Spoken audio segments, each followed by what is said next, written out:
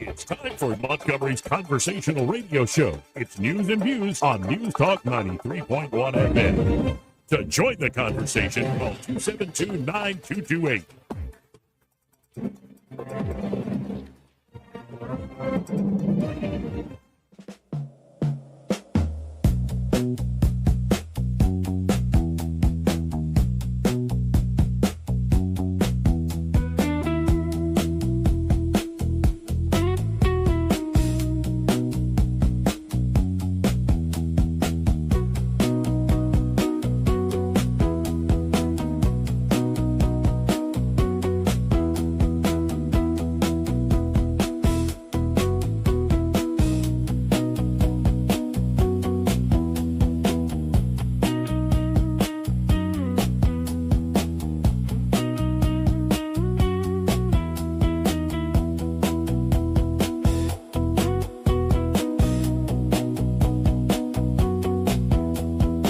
Joey Clark.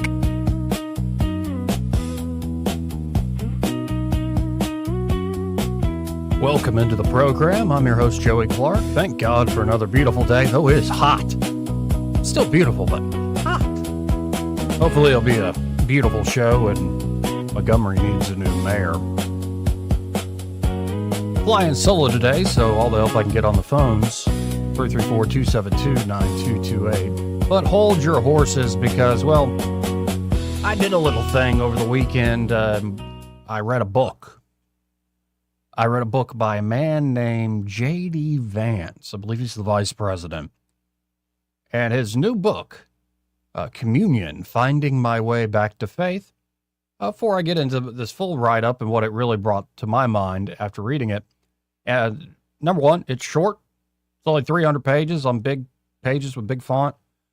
If you read fast, take you about 4 or 5 hours. I mean, some of y'all read even faster than that. But listen on audiobook takes about 7-8 hours.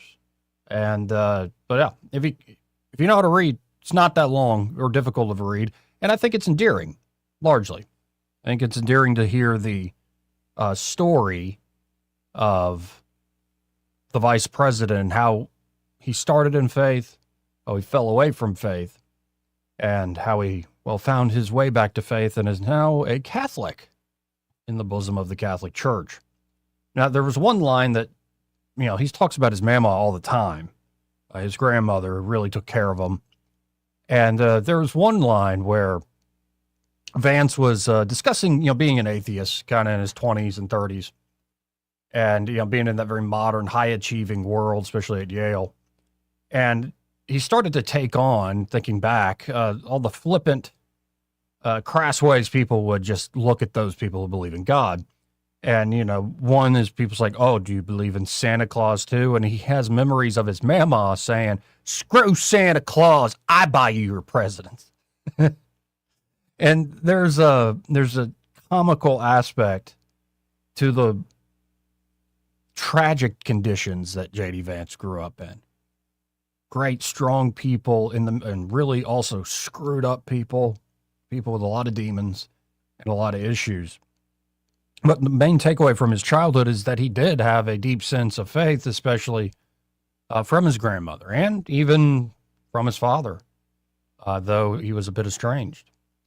And so you see Vance fall away, and the larger story of his comeback I'll leave to y'all who want to read the book. But he does eventually come back. I believe he converted to Catholicism in 2019 or 2020, something like that, maybe 2018, a few years back. And for him, it was a slow process. He said a lot of things just started to click and make sense. There were certain arguments, certain church fathers, but really it was more a slow burn. And he describes at one point when he's in this European cathedral with Usha is taking the kids somewhere else. And he's sitting there after they're touring all of Europe.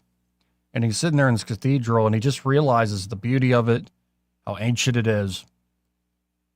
And then he realizes a simple thought that I very much have been feeling over the last few months. This feels like home.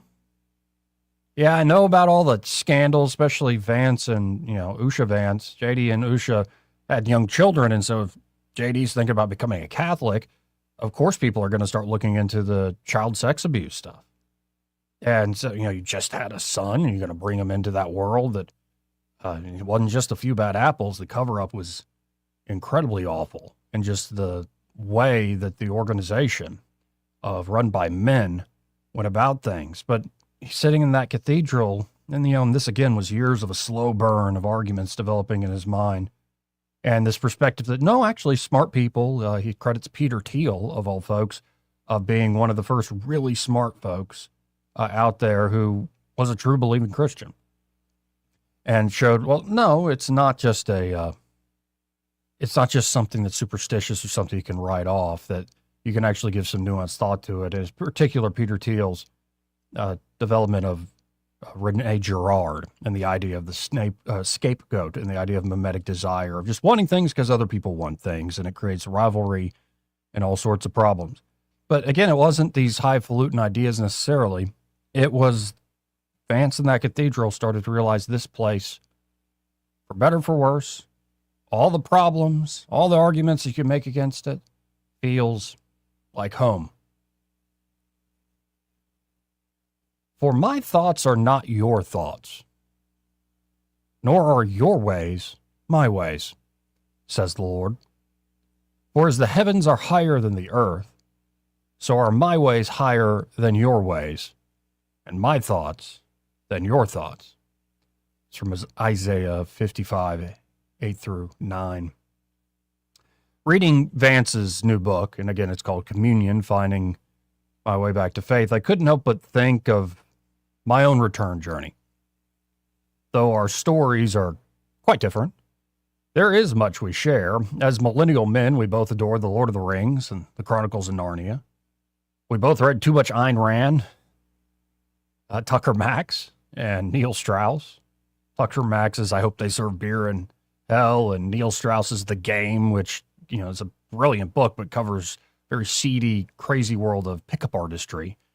And Vance and I are both of that same millennial generation. And of course, I remember Ayn Rand playing a similar role for me as it did J.D. Vance. But on a personal level, I can relate to Vance and how we were and continue to be shaped by strong maternal figures. For him, his mama, and for me, my mother.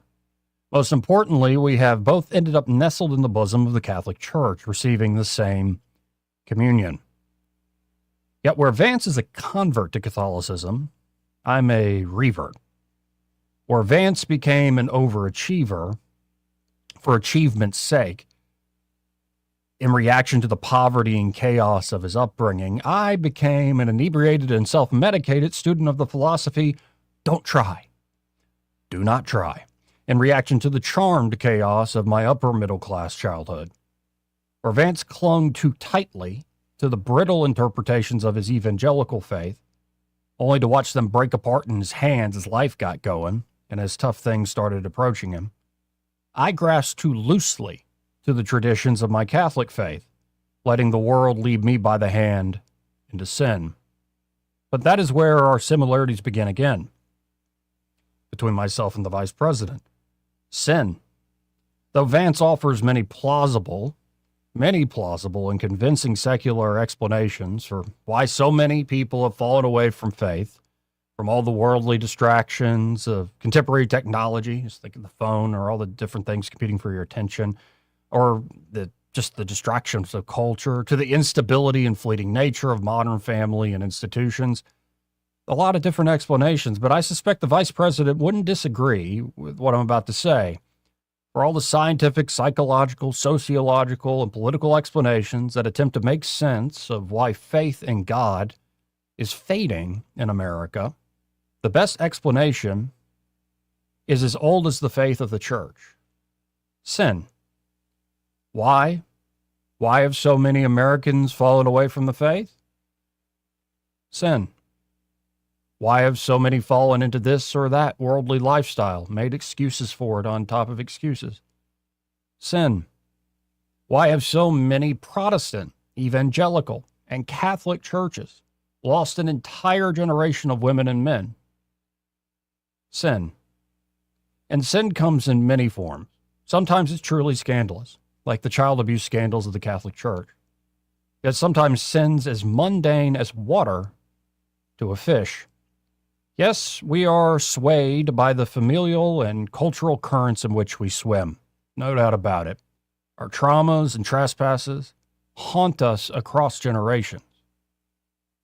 Sometimes there are consequences to the sins of the father.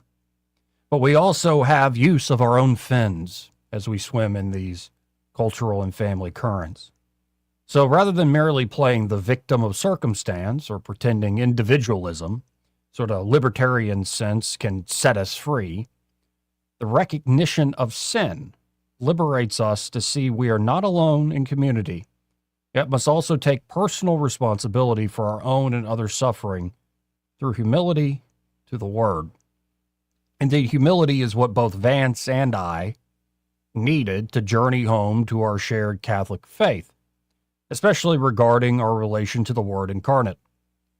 Both of us regarded Holy Scripture and tradition with pride, though our pride manifested quite differently. For Vance, it was a meditation, and he says this in the book, it was a meditation from St. Augustine on the book of Genesis that first loosed the firm grip of his pride. Here's the meditation from Augustine. In matters that are obscure and far beyond our vision, even in such as we may find treated in Holy Scripture, different interpretations are sometimes possible without prejudice to the faith we have received. In such a case, we should not rush in headlong and so firmly take our stand on one side that if further progress in the search of truth justly undermines this position, we too fall with it. That would be to battle not for the teaching of Holy Scripture, but for our own, wishing its teaching to conform to ours, whereas we ought to wish ours to conform to that of sacred Scripture. I couldn't stop thinking about how I would have reacted to this passage when I was a teenager, Vance writes in his book. He continues saying, if someone had made the same argument to me when I was 17, I would have called them a heretic. The text represented a partial surrender, the kind of accommodation to science that made a person's faith incomplete. You couldn't be a cafeteria Christian, taking and leaving what you wanted. You had to believe the whole thing. Yet here was St. Augustine, a person with far more authority and far less interest in surrendering to any secular authority than I, telling us 1,600 years ago that my own approach to Genesis was one of arrogance, the kind that might turn a person from his faith. Yet, when just reading it in Vance's book, when I read that passage from St. Augustine, I was also reminded of my own teenage pride, but for inverse reasons. At too young an age, I understood humility in interpreting the Word of God almost too well, and I twisted it to my own ends. One day, while attending Auburn University, I left the Haley Center and noticed a sizable crowd gathered around a street preacher at the threshold of the upper quad. The preacher was quite skilled, deploying a deft mix of crass provocations and studied understanding of Scripture. Many students engaged with him and left flustered, if not downright offended by his swift and cocksure retorts. The preacher seemed quite fond of deploying the word whore for effect. Annoyed with him and the students arguing with him, I stepped up to ask a question. Sir, does that Bible you hold in your hand contain the full power and might of God? I asked him. And more to the point, does your understanding of that Bible contain the full power and might of God? Is the power of God Almighty limited to the text on those pages in your interpretation? For the first time in the 20 minutes I had been watching the street preacher, he didn't immediately respond with some proof text or crude comeback or counterattack. Instead, he actually stopped and thought for a moment.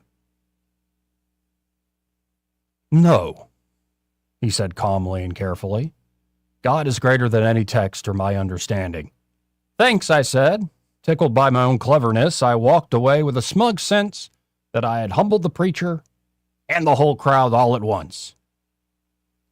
Yet I wasn't humbled. Though I had just trumpeted humility before God in public, I considered that humble pose my very own, as my very own thoughts and ways.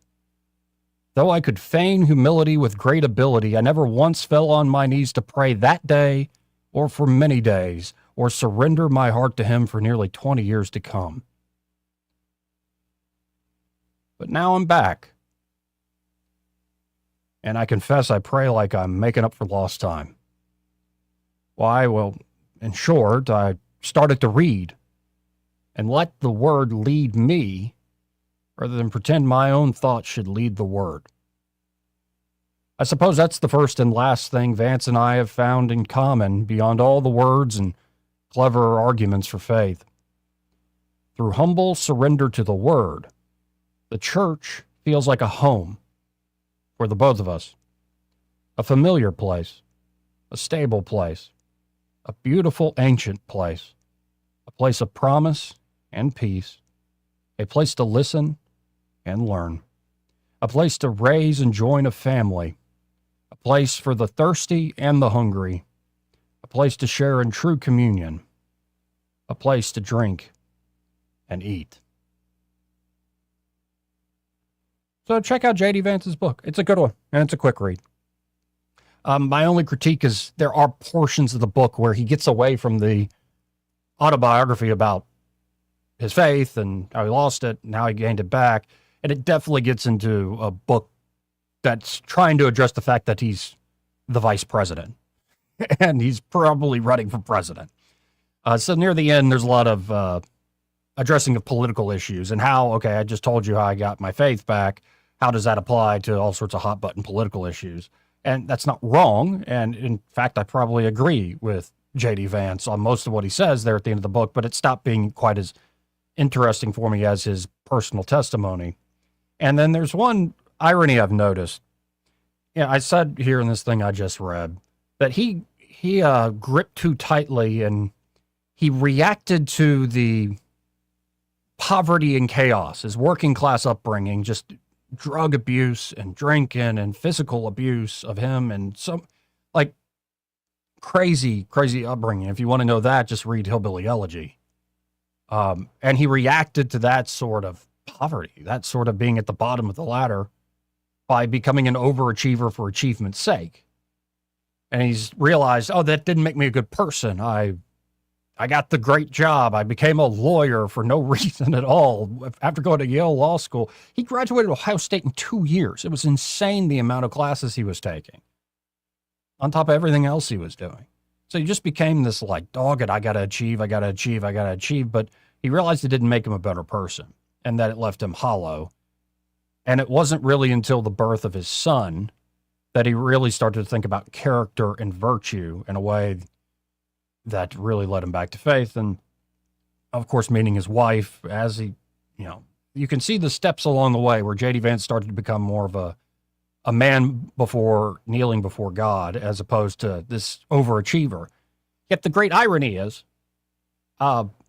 he's became that overachiever for achievement's sake. And he's like, and I've learned my lesson now. That's not what really matters. Anyway, vote for me for president in 2028.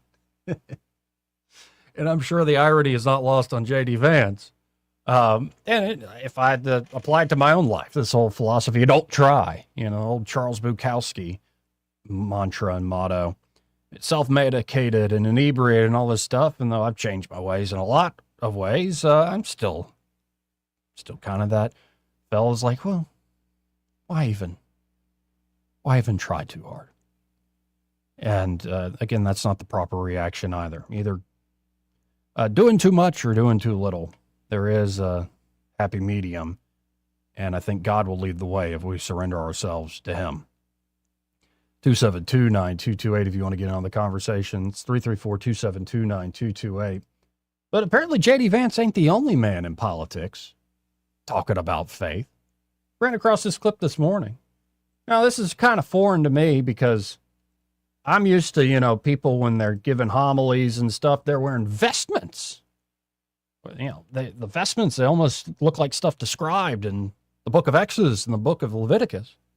Instead, I'm seeing like Josh Hawley in like a athletic tight t-shirt that's tapered just right to make your arms look big and, I mean, he's in front of a big crowd in a beautiful auditorium. You can see a cross lit, spotlighted in the background above his head.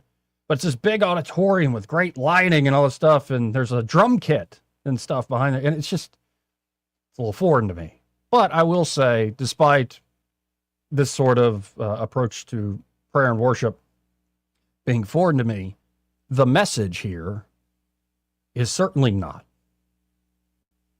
So this is Josh Hawley, senator from Missouri, I believe. Missouri was the attorney general there. And he had this message to share recently. And, whether you like it or you don't like it, whether you think this is great, it's a new great awakening, people are finding God in their hearts once again, or you're saying, oh no, the Handmaid's Tale is coming true. Just interesting that so many folks in prominent positions in political life are now willing to give, speeches like this. Again, this is Senator Josh Hawley. I believe we're in a time in our nation's history where the Spirit of God is being poured out again to reclaim the lordship of Christ over every aspect of our society. The greatest challenge and danger facing the nation is we would have Christians who proclaim an unknown and an unfelt Christ. Now, the Lord wants to get a hold of our hearts. He wants to take the ground of our hearts. He wants to pour his fire and his spirit into our hearts, and from there to move out into the nation so we might proclaim him to all of the world. And this passage shows us what that looks like. This is about the Lord bringing David to a place of empty-handedness so that the Lord can convert his heart, so that he can turn him and mold him into a man after his own heart. David's got to come to the Lord and come to him empty-handed. As men of God, it is such a dangerous thing and such an easy thing to do to begin to live in our own self-reliance. Do you know what I mean? The Lord's got to get us to the place where we see that he doesn't just want to be our co-pilot, he wants to be on the throne. He doesn't just want us to kind of keep him in the neighborhood, he wants to be number one. And the way that he gets us there is to bring us to the end of our self-reliance, is to see that we have nothing to offer him. The Lord is not interested in your strength, he is interested in your surrender. If we're willing to set down what we have so that he can give us what we need, he will meet us there in that place, just like he meets David. I believe there's an anointing on this generation, the generation of every man who's here tonight, to go and take ground for the Lord. He will give into your hand what it is you need. Again, Senator Josh Hawley, he put that out on his own page. That is not a message that's foreign to me. It's very much, it's been in my mind, especially the last few months. But I have to admit, I sometimes question and often don't share a lot of what's happened in the last few months. Some of it's too personal and not meant for public consumption. But I have shared a lot and will continue to share a lot, because I think that's important too. But I'm not running for office. I'm not trying to get you to do anything other than, surrender your heart to God. And it won't be me, or to my credit. Certainly not. Especially a lot of y'all that were already there a long time before me. But again, it's not us. We're not the ones who save. Jesus does. The Holy Spirit moves on us. God the Father welcomes us back. It's not us. But there is something, I guess it's not a huge problem. It's just ironic, makes me slightly uncomfortable, is when I see a slickly produced video for a guy who's clearly also looking to run for president. Now, perhaps,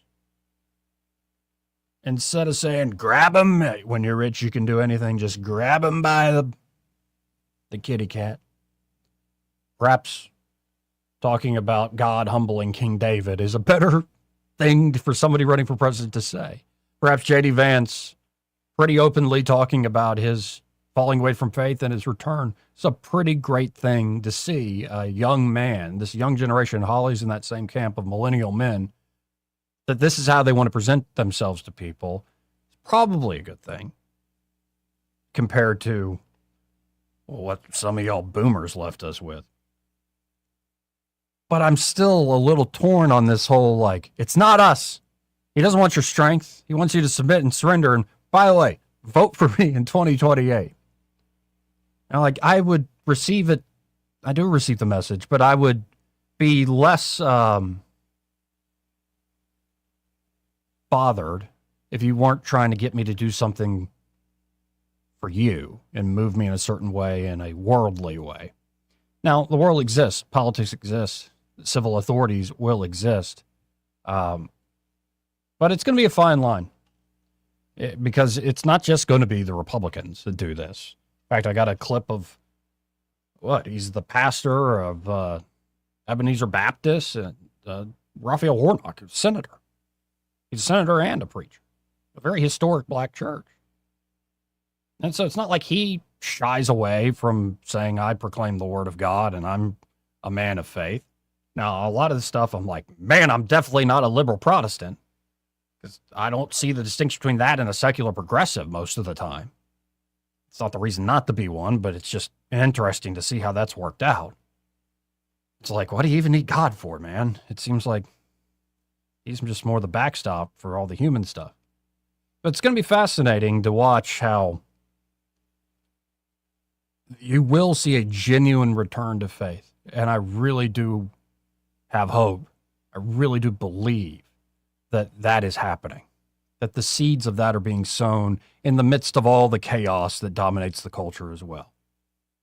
The two tend to go hand in hand. And the chaos gets a lot more attention and makes a lot more noise, whereas the seeds grow quietly. I really think that is happening. But the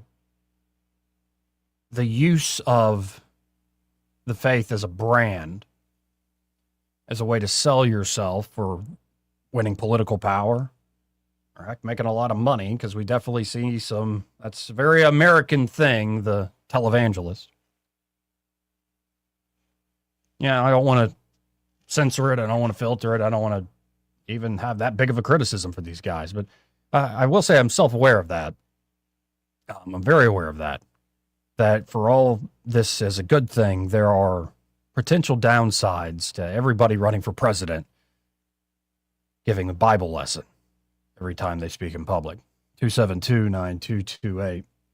334-272-9228. Let's go to line one. You're on there. Who's this? Hey, how are you? Good. Who's I that? haven't called you. Yeah, I haven't called you in about a year or so. I'm David. I'm the guy that calls from California. Hey, David. You know, it's funny. You were talking about progressives and liberals and conservatives and this and that, and religion. Sometimes they're always saying the same thing, but they don't realize what they're doing. Like, for example, you were earlier talking about kind of the cost of living and how expensive it is. Well, I wasn't, but keep going. Well, I don't. You may not realize it. I put it down as the business. Well, you were talking about J.D. Vance's book. Yes. And when you were talking about that, you indirectly were talking about the economy, and the idea that J.D. Vance has lied. You know, if he considers himself a Christian, he basically lied America into spending a huge amount of money. And, you know, the idea he's touting the tariffs. Now, Ben Franklin, you know, about as 1776 revolutionary as you can get, he told America, don't get in tariffs because you're going to corrupt your government. You're going to make smuggling happen. And when you get smuggling going, then everything falls apart. And you end up with pirates. And pirates are no good for a calm society. Okay. Right? So if America was going to be founded on united we stand, divided we fall, and then you end up with a bunch of smugglers and pirates, that's not a good country to base yourself on. And so your argument against the administration's policy of tariffs and protectionism is Ben Franklin said pirates will overrun things. Well, he said, I can give you the attribution for it. It's in a book called The World's Famous Orations. And then what did Hamilton say about Alexander Hamilton, the first Treasury Secretary, say about tariffs? Oh, well, there's a lot. First of all, let me give you the attribution of Ben Franklin. It's called On a Salaried Bureaucracy.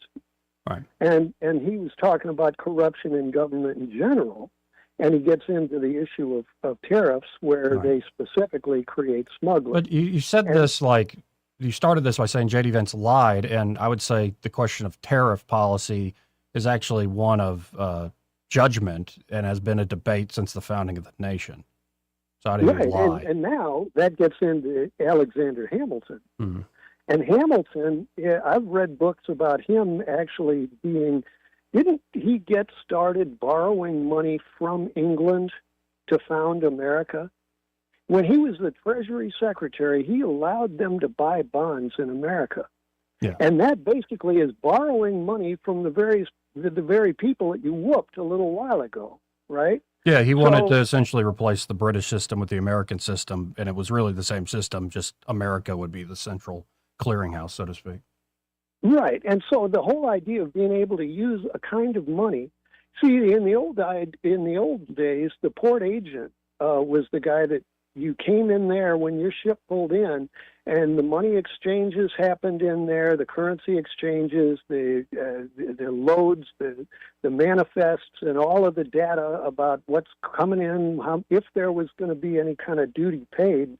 But tariffs were a dangerous idea because it encouraged smuggling. Mm-hmm. And when you start doing that, then you got your port agent that's a crook and everybody else. And so the whole idea now, I'm going to go a whole lot further back, and this gets into the religious, and that's Moses.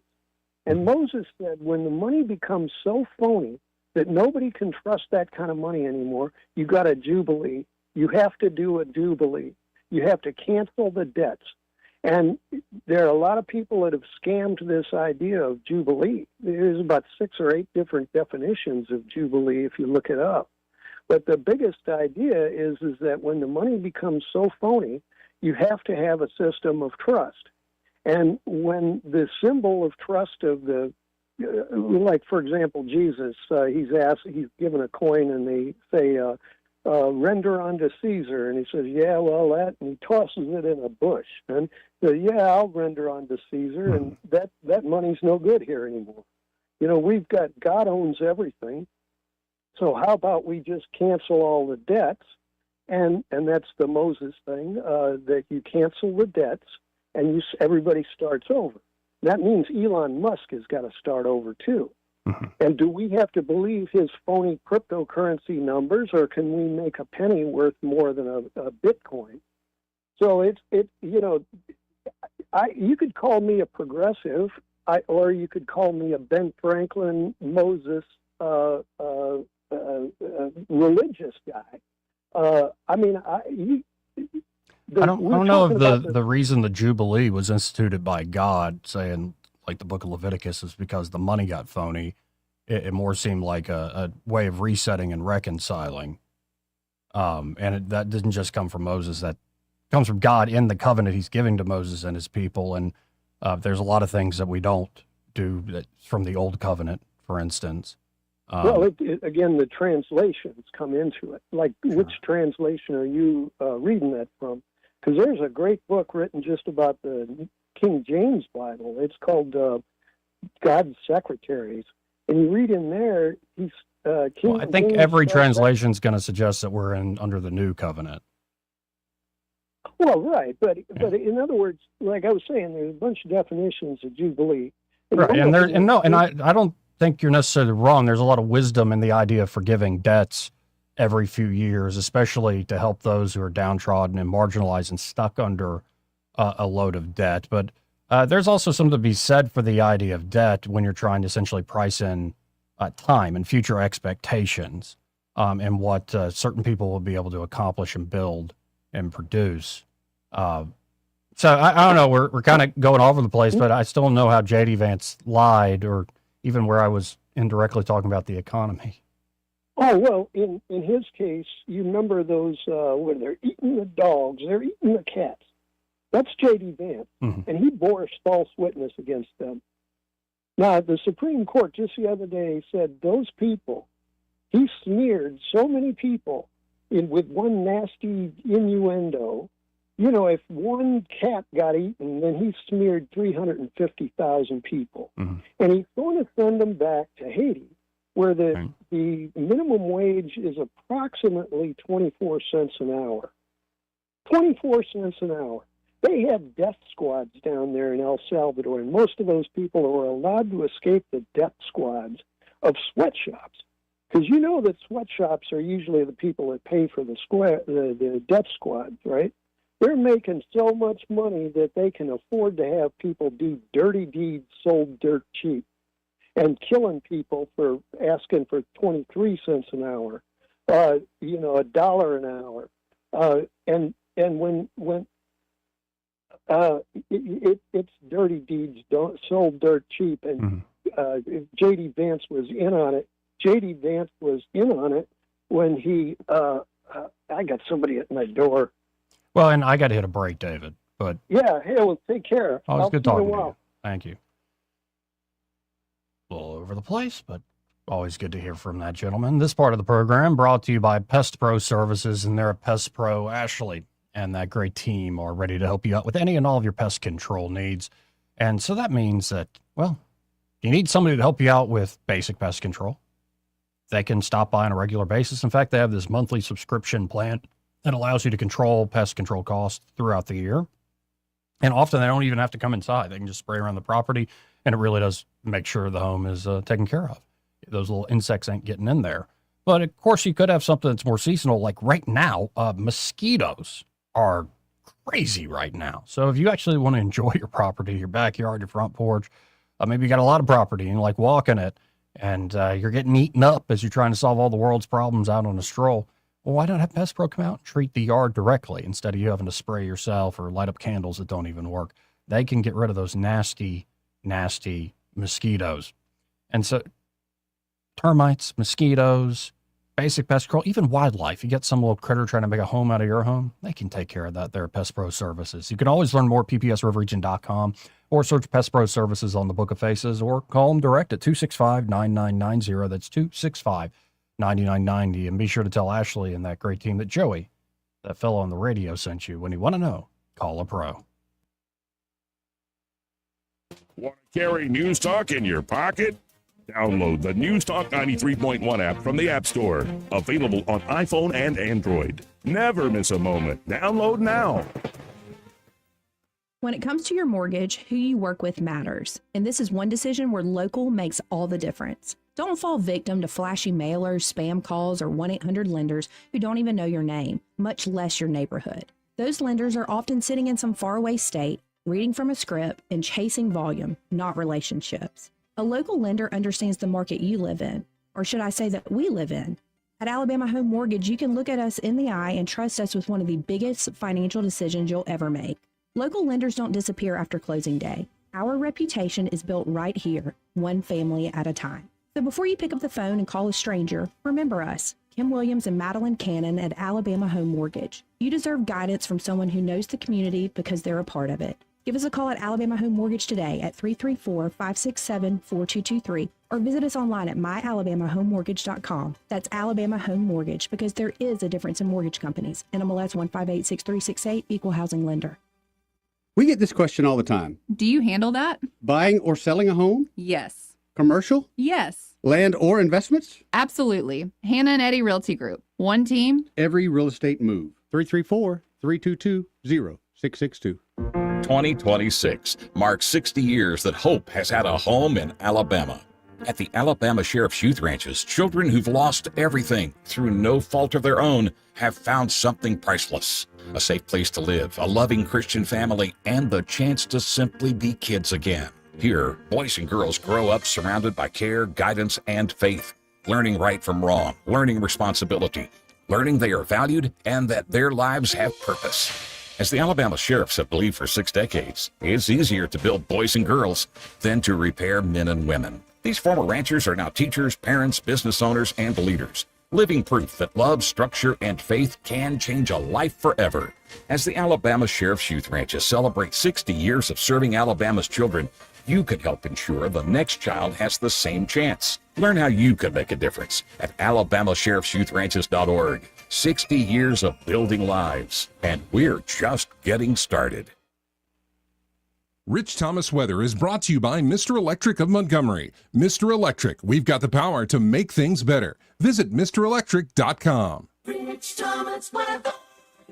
Well, hi, everybody. We're not just talking about heat this week. We're talking about some dangerous heat indices. Mostly sunny today, high temperature up to about 97, heat index in the 105 to 110 danger range. Even very muggy and oppressive at night with the overnight low temperature down to about 77. I think we're easily in the mid-90s again tomorrow. Maybe a few spotty storms here and there, but not many. In fact, most days this week should be dry. And through at least the 4th of July, we're looking at triple-digit heat indices with actual highs at least in the mid-90s. From the Blue Water Weather Center, this is Rich Thomas. When news happens, you'll hear about it first. The River Region's most trusted voice. News Talk 93.1 FM WACB.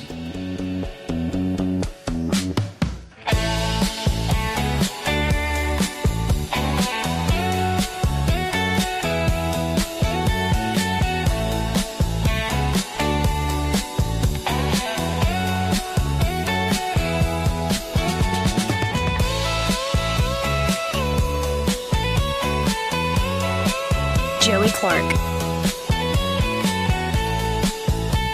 Welcome back. I'm your host, Joey Clark.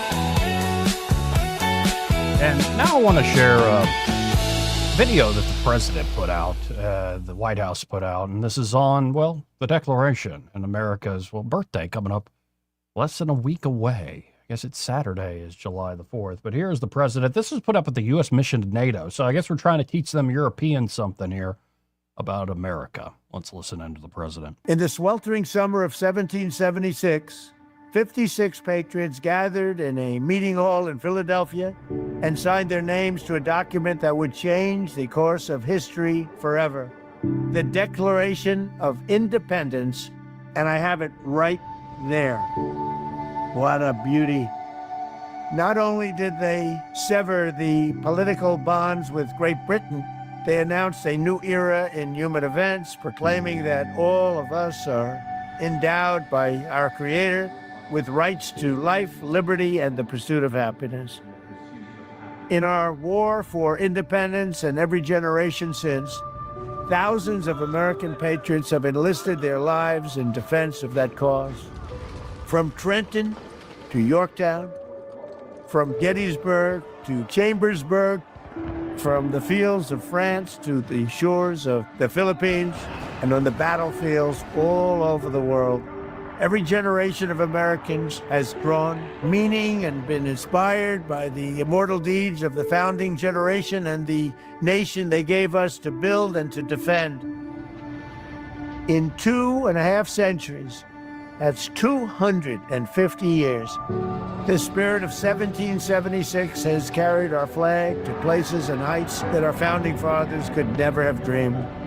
Americans forged into the frontier and blazed across the Great Plains. We tamed the Wild West. We pushed the boundaries of scientific discovery. We enlightened the world with electricity and commerce. We defeated tyrants and vanquished dictators, and we planted the American flag on the moon. We owe it all to the patriots and heroes of 1776. This is the story of America. We're excited to retell one of the greatest tales in the history of mankind, working with Hillsdale College and some of our country's brightest leaders and foremost thinkers who have contributed to the Story of America video series, including Vice President J.D. Vance, Secretary of War Pete Hegseth, Dr.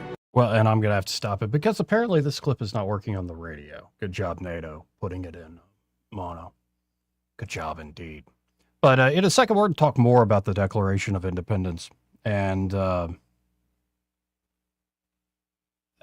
great breakdown by Alan Mendenhall. He'll be joining the show after 1. And he's covering, last week, he covered a book called The Making of the American Mind by Matthew Spalding. And it's a pretty fascinating breakdown of the Declaration of Independence, almost letting the Declaration speak for itself in so many ways. And so look forward to talking to Alan about that. And of course, he's written a very touching, luminous family essay that is out today at 1819news.com. Always enjoy Alan Mendenhall's writing and always enjoy his time here on the program. We'll be right back after this. He may not know whether he's coming or going, but whether you're going to work or coming home, Greg Budell is there. Mornings 6 till 9 and afternoons 3 till 6. Only on News Talk 93.1 FM WACV. For too long, Alabama's statewide news companies have shamed us for our conservative Christian values. Alabama deserves a news company that cherishes our culture, a company that isn't bought and paid for by the powers that be. 1819 News is that company. Run by Alabamians for Alabamians, 1819 News celebrates what is good and beautiful about our state, while exposing those who work against our values in secret. Just go to 1819news.com to learn more. Subscribe to our newsletter. That's 1819news.com. Hi, I'm Carl Schmidt, naturopath and owner of the Herb Shop Wellness Center at 8161 Vaughan Road. You know, with over 30 years experience in natural wellness, I've seen countless health fads come and go. A few years ago, we added a patented technology that actually activates your stem cells. It reverses the aging process at the cellular level. However, you do need proper hydration and targeted nutrition. At the Herb Shop, our advanced scanning and testing technology allows us to accurately assess your nutritional needs and get a customized plan for you. Come in today and see what the Herb Shop can do for you.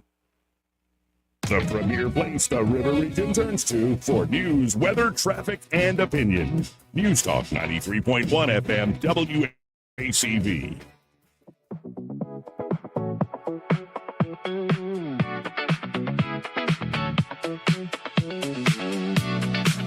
Joey Clark. Welcome back. This part of the program brought to you by Invista Advisors, and they're at Invista Advisors. Austin Baranko and the entire team there at Invista are ready to help you across the board with any of your financial planning, financial strategies. They can help you. Of course, Austin runs the brokerage desk there at Invista Advisors. So if you're looking for asset management, for running that investment portfolio, of course, they can help you and do fantastic work for you there at Invista Advisors. But it's not just the investment side of the house. Indeed, they have a team that includes CPAs, business consultants, and yes, investment advisors. They all work together to provide that comprehensive approach that allows them to help you, whether you're just starting out in life or maybe you're in the middle of life and need to untangle. A lot of finances have built up over the years, or you need to make sure end-of-life concerns are all buttoned up. Or it could be unique situations like you started a nonprofit or started helping out, running an endowment, and all of a sudden it's gotten too big for just you and your own expertise. Why not have Invista Advisors come in and help you out? Or it could be you just need to get life insurance or put a plan together for the kids' future. Really, individuals, families, business consulting, charities, and nonprofits, they can help you there at Invista Advisors. So just call them direct. Start the conversation that way at 387-0094. That's 387-0094. And be sure to tell them that Joey, that fella on the radio, sent you. Again, 272-9228 if you want to get in on the conversation. That's 334-272-9228. In the news today, what came out was the U.S. and Iran agreed to halt their attacks and meet in Qatar. Tuesday, tomorrow. Apparently, negotiations are still scheduled. The U.S., of course, retaliated after Iran threw some drones at some ships. So the U.S. hit a lot of missile storage units and missile deployment batteries and all sorts of stuff. We just blew the things clear out. And now we're back to the talking table. I don't know. Keep praying for peace, folks. Keep praying for peace. The Supreme Court just came out with a ruling.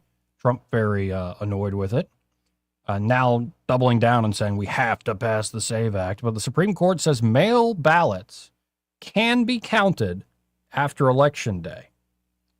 Now, the court said Congress could still end mail-in ballot collection after Election Day by passing a new law, but as the laws currently stand, and as the Constitution currently stands, states that allow mailed-in ballots to be counted after Election Day are fair game. But the Supreme Court did grant Trump a win on, let's say, Trump called it a major win. Presidential power allowed Trump to fire the FTC commissioner. And this could have ramifications beyond the Federal Trade Commission. And it allows a major victory for proponents of the unitary executive theory, so to speak. The idea that the president should have complete control over the executive branch, like he's the CEO. Under this theory, the president should be able to fire any member of the executive branch, and laws like the one the court struck down that restrict his ability to do so violate the separation of power. So that is an interesting precedent beyond just firing this particular commissioner. But then there was another one the courts came out with saying that Trump has to pay E. Jean Carroll for $5 million for the suit reward, the lawsuit that she won, saying he did all sorts of awful things to her. Trump maintains never met the woman, and meeting in a photo line with her husband 20 decades ago, or however long, decades ago, doesn't count. By the way, would you hate to be somebody that gets thrown into a van called recruiting in Russia? And this should be a wake-up call to not just people in Russia, but everybody serving in any military, especially, let's say, somebody, infantryman. Russian recruits have a life expectancy of 20 minutes on the battlefield. Not 20 hours, not 20 days. A life expectancy of 20 minutes on the Ukrainian battlefield. You know, we had plenty of people on warning and saying the awesome power of drones is coming. Well, no, it's here. And human beings being out there in open fields, well, they're sitting ducks, literally. 20-minute life expectancy out there on that battlefield. Insane. Absolutely insane. Let's hit a break. We'll come back, talk to Alan Mendenhall about the Declaration of Independence and much more. Stay tuned. From the Riverside Chevrolet Master Control Center, this is WACV Cusana, News Talk 93.1 FM. When it's Chevy, it's Riverside. With SRN News, I'm Bob Agnew. In Washington, wildfires proving to be deadly some places in the West. 3 firefighters were killed, 2 injured while battling blazes on the Colorado-Utah border.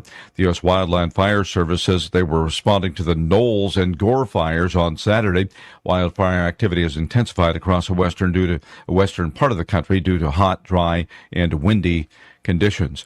The Supreme Court releasing major decisions today ahead of the summer recess. One of those involved the mailing of late ballots in the state of Georgia, make it Mississippi.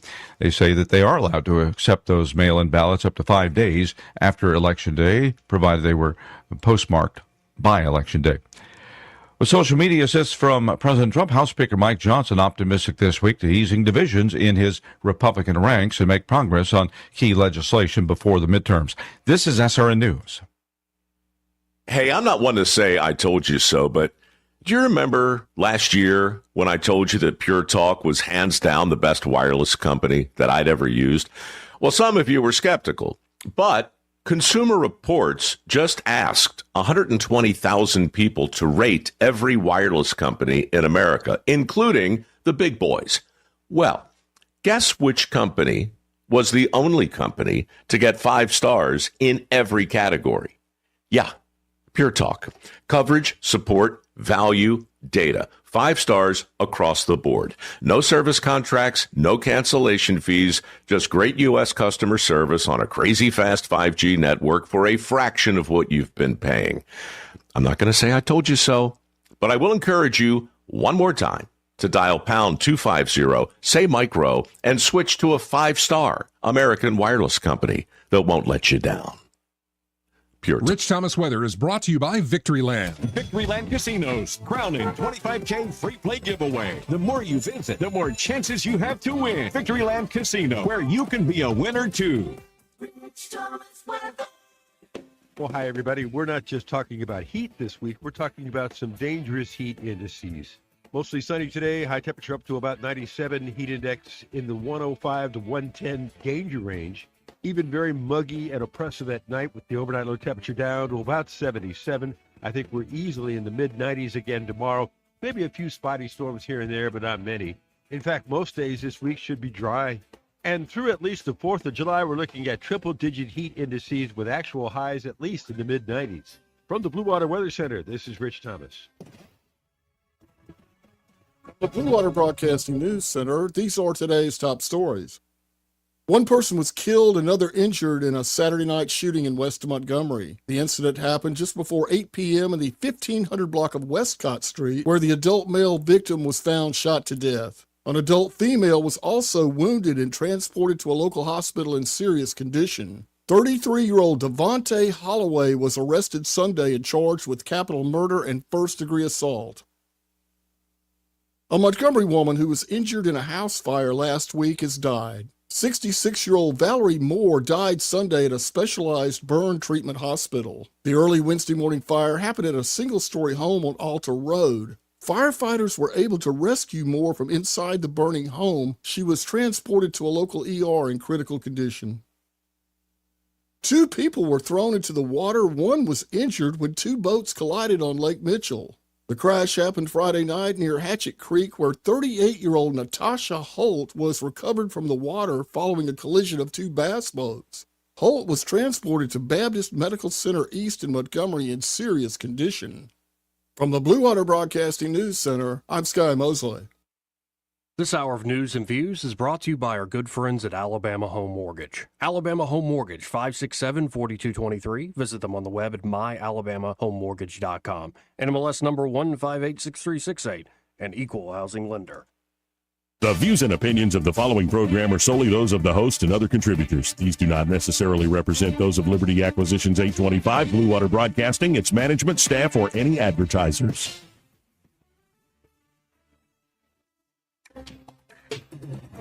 It's time for Montgomery's conversational radio show. It's news and views on News Talk 93.1 FM.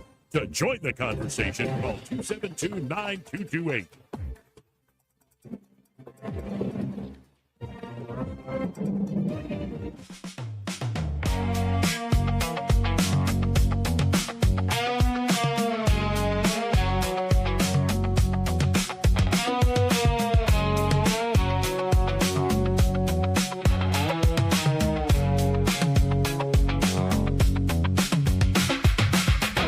Joey Clark. Welcome back. Now, as promised, looking forward to this conversation, we have on the program with us Alan Mendenhall. Alan, how are you today, sir? I'm great, Joey. How are you?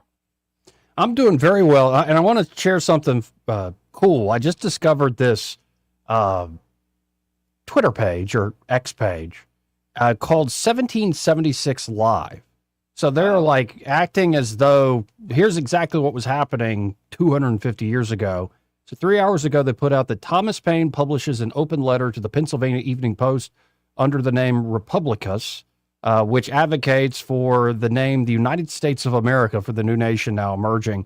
This is the first time such a term's been used. Of course, Paine became famous in January 250 years ago for Common Sense. The independent state of Virginia today adopts a constitution. They declared independence 7 weeks ago. And yesterday, 250 years ago yesterday, Thomas Jefferson submits the final draft of his Declaration of Independence to the Continental Congress. And you've got, looking at a photo here of that draft. And you, Alan, recently did a review on a book that was really breaking down the Declaration. And I have yet to read that book, but it sounds like it's a fascinating take, almost letting the Declaration speak for itself in a way.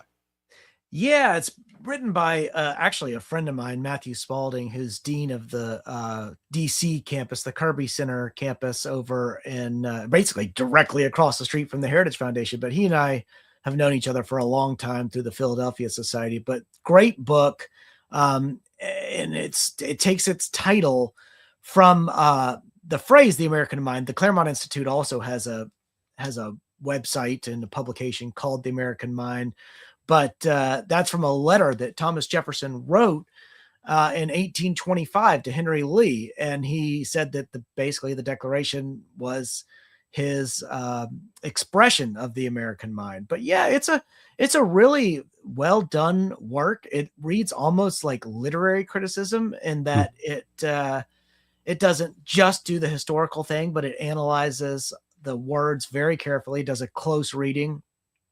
And, rather than taking each of those famous phrases in isolation, Matt organizes all the chapters around the Declaration's own language, and he looks at the text as if it's like a symphony or a poem, and emphasizes how each particular section contributes to a more coherent whole and forms an argument. And he talks about the British legal tradition. He talks about how Christianity is the foundation of self-government. He talks about how the treatment of slavery is debated, and how parts of Jefferson's text get excised from the final product. So yeah, it's a really fascinating book. And of course, as everyone listening to your show knows, we're in the semi-quincentennial. So what better time to read a book like this?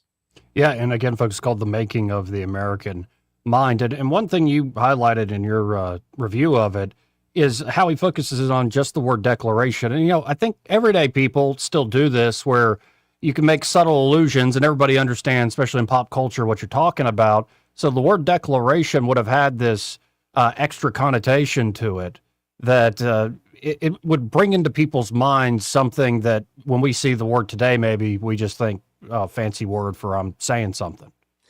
Yeah, like a declaration, not just in the casual, colloquial way in which we use the form, but in a very formal sense in the English political and constitutional tradition, where a representative body is announcing a constitutional change. And that's a really important thing. This is like, it'd be like us using the word complaint in a casual way versus like a complaint, which is a formal pleading that you file in a court. Like the word declaration had that formal context. Well, and it stretches into, it's interesting, like how British the founders were still and thought of themselves as Englishmen, and appealing to that long history that often in tradition that wasn't written down. It's like they're finally putting a stamp with this independent American streak. Yeah, and that's why I actually dislike the term American Revolution for the period, because I don't feel that our framers, at least most of them, they weren't revolutionaries. They weren't trying to innovate and create something entirely new and without precedent. They actually saw themselves as protecting and preserving the ancient rights and liberties that they enjoyed as Englishmen. And so the Declaration of Independence is part of a textual network that goes back to the Petition of Rights, the Bill of Rights, Magna Carta. It's got antecedents. And in that sense, it's looking to the past rather than toward a future that doesn't exist. And if you compare our Constitution and the Declaration of Independence to the Declaration of Rights of Man and Citizen of the French, find a lot of distinction, a lot of differences.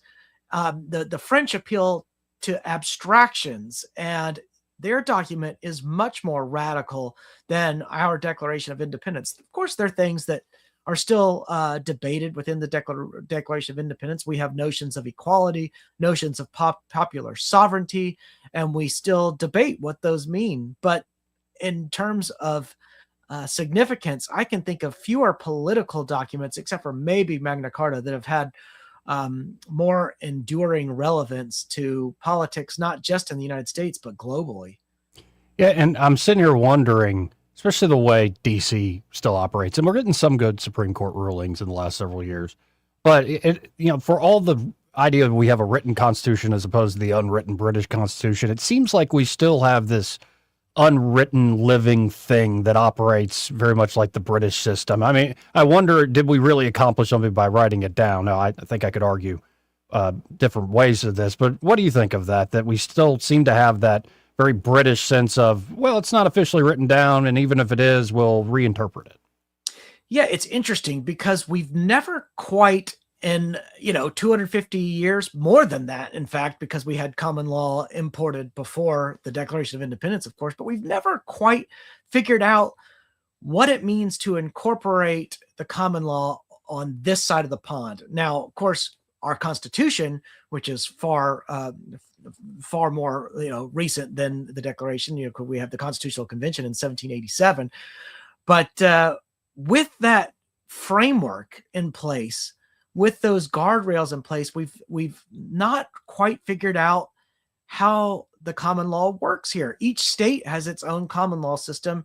Even in Louisiana, which is supposed to be on a civil law code, the only state that exists on that kind of old Napoleonic code model, there's still something like the common law taking place in the sense that judges do tend to recognize stare decisis. They do tend to follow precedent of their other judges because it gives them cover for the opinion that they're issuing.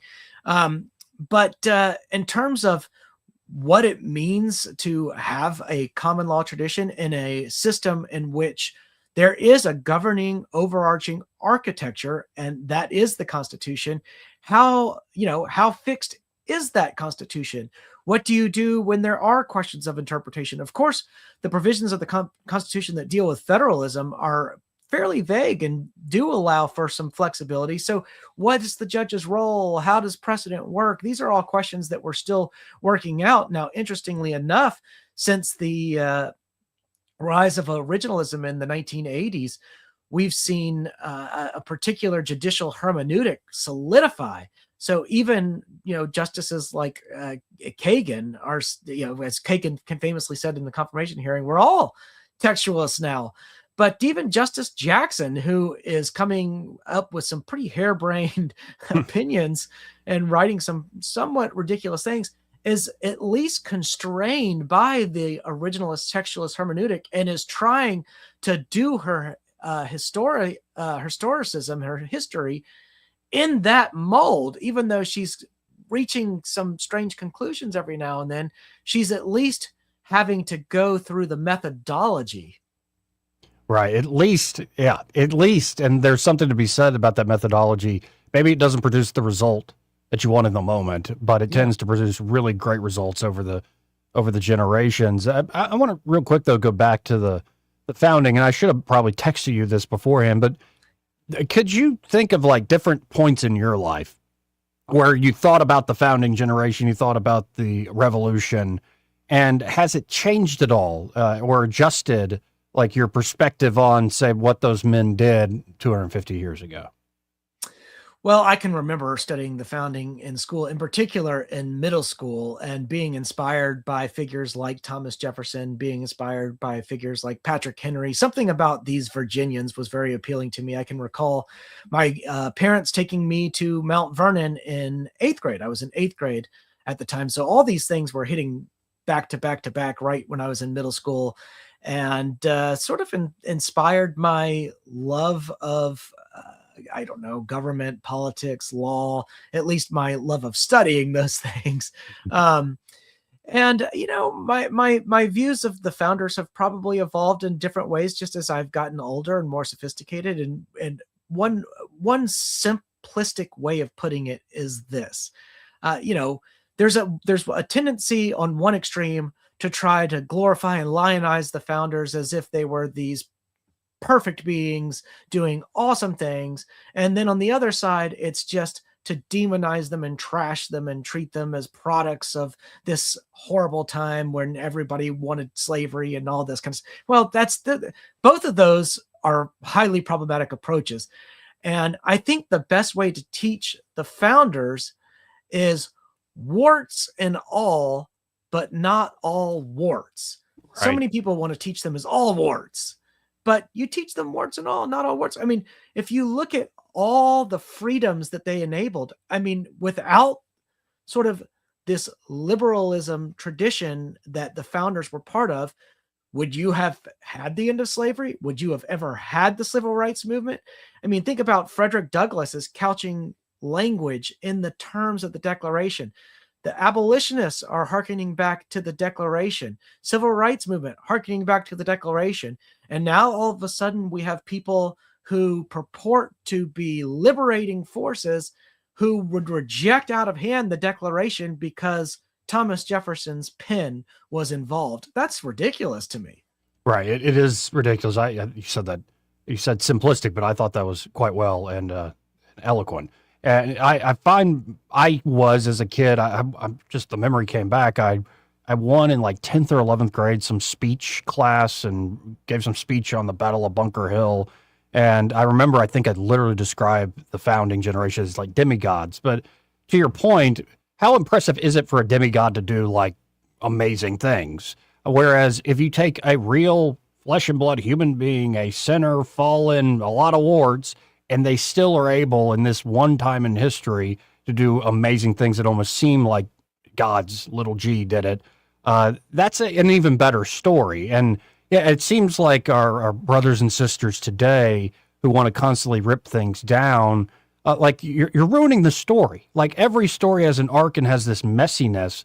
But then, of course, I guess there are other angles that come up for me of, like, you look at the people like Alexander Hamilton and like the Federalist letters and so many of the things that came out, the amount of Machiavellian political gamesmanship was going on. I don't think there's enough given when we do these official celebrations. Unlike from the get-go, these guys are cutthroat after they win their independence with each other. Well, one thing that amazes me, like just looking at the Federalist Papers that Madison authored, is how he's like a proto-public choice economist in so many ways. He makes these claims about different theories about human nature that really predate any sort of empirical or quantitative studies. And it turns out we have all this, all this economics and all this sociology and all these quantitative fields now that tend to affirm some of the claims Madison makes about the way political actors behave. And he didn't have recourse to this type of mathematical evidence. He was just a keen observer of human nature and could say, like, look, people tend to do this, and this is what power does. And that's a really important thing to emphasize with the founders, is their awareness of the dangers of power. And, they understood that they were flawed beings. They didn't think of themselves as being, perfect entities. Far from it. They were concerned about, the sinful state of human nature, which is why we have things like checks and balances and separation of powers and federalism and bicameral legislatures, and all these different things are designed to check power. They were a bunch of little Frodos. They knew what happened when you got the ring, and they were trying to take the ring and chop it up into a lot of different pieces so that no one person could hold it, because that would just be too dangerous. Yeah, but it is like, I think you're absolutely right, but it's funny how they all realize we're a bunch of different Frodos, and they all become Boromir within years when it comes to one another. And it is fascinating. Like you mentioned comparing the revolution here to the French Revolution, how the French really do upend the very nature of like God and the metaphysics that had governed them for so long. Like, what did they do to the Cathedral of Notre Dame? Like, the Temple of Reason or Church of Reason or something like that. And you saw like how power almost became demonic and the amount of blood that was spilled by the French and the legacies of that. And whereas it does seem like this truly is a Christian nation that had that Christian humility, despite all their power games and all the interesting, gnarly history of the early period, there is this sense that, no, we're children under God. That gives us rights free of government, but also that, maybe we should humble ourselves before we praise ourselves too much. Absolutely. I mean, basically all the founders were members of or attended different churches, and the people that are pointed to as exceptions, like Jefferson and Franklin, and are called deists, were clearly people who acknowledged a providence, acknowledged God. And, Jefferson has his own Bible where he excises the miracles and things like that. And right. But clearly he is a theist, not an atheist, but a theist, someone who believes in God. And of course, Benjamin Franklin famously at the Constitutional Convention calls for prayer so that they can get through this process and form an operative government. And so,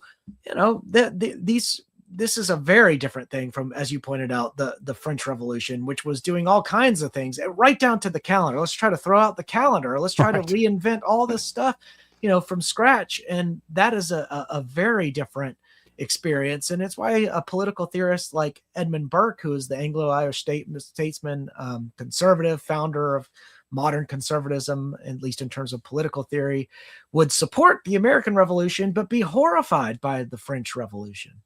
Yeah, and it does seem like, for all the point you made about Madison, how he was able to just anticipate a lot of what has been later developed by, say, more modern methods. just his study of human nature, and he's able to essentially come up with public choice out of that. It's pretty impressive. I opened up the show. I just read over the weekend J.D. Vance's new book, and it wrote us kind of a review, but it was more compare and contrast of myself and my own return journey with Vice President Vance, and a lot of common things as millennial men, especially culturally, but some personal stuff too. That said, Vance advances a lot of different, let's say, secular arguments, like anthropological, sociological, political, economic, for why have so many people left the faith for the last, say, few generations. And what I came back to, and I think Vance subtly comes back to it, he doesn't say it outright, I think he would agree though, is maybe the church is right. The reason so many people have left is sin. And, that could be, people think of it as this finger wagging, like just looking down and judging folks. But no, if you actually understand, say nuanced theology of what we mean by sin, that explains a lot of what we see. And perhaps if we put that at the center of our understanding, it's fascinating how the modern secular descriptions actually take on more life. That's really, I think that's insightful, Joey. So much of what Jesus teaches is paradoxes, things that seem as though they would be the inverse. And one of those is the notion of being enslaved to sin, because a lot of people think, oh, I'm out of religion, I'm free, I can go do all this stuff. But what you're actually doing is you're enslaving yourself to sin. And you are governed, controlled by sin. It dominates you, when actually the liberation comes from submitting yourself, giving yourself up to Jesus Christ. And that's where you get liberation. It's actually complete denial of the self is totally liberating, and giving yourself over to Jesus Christ is a liberating experience.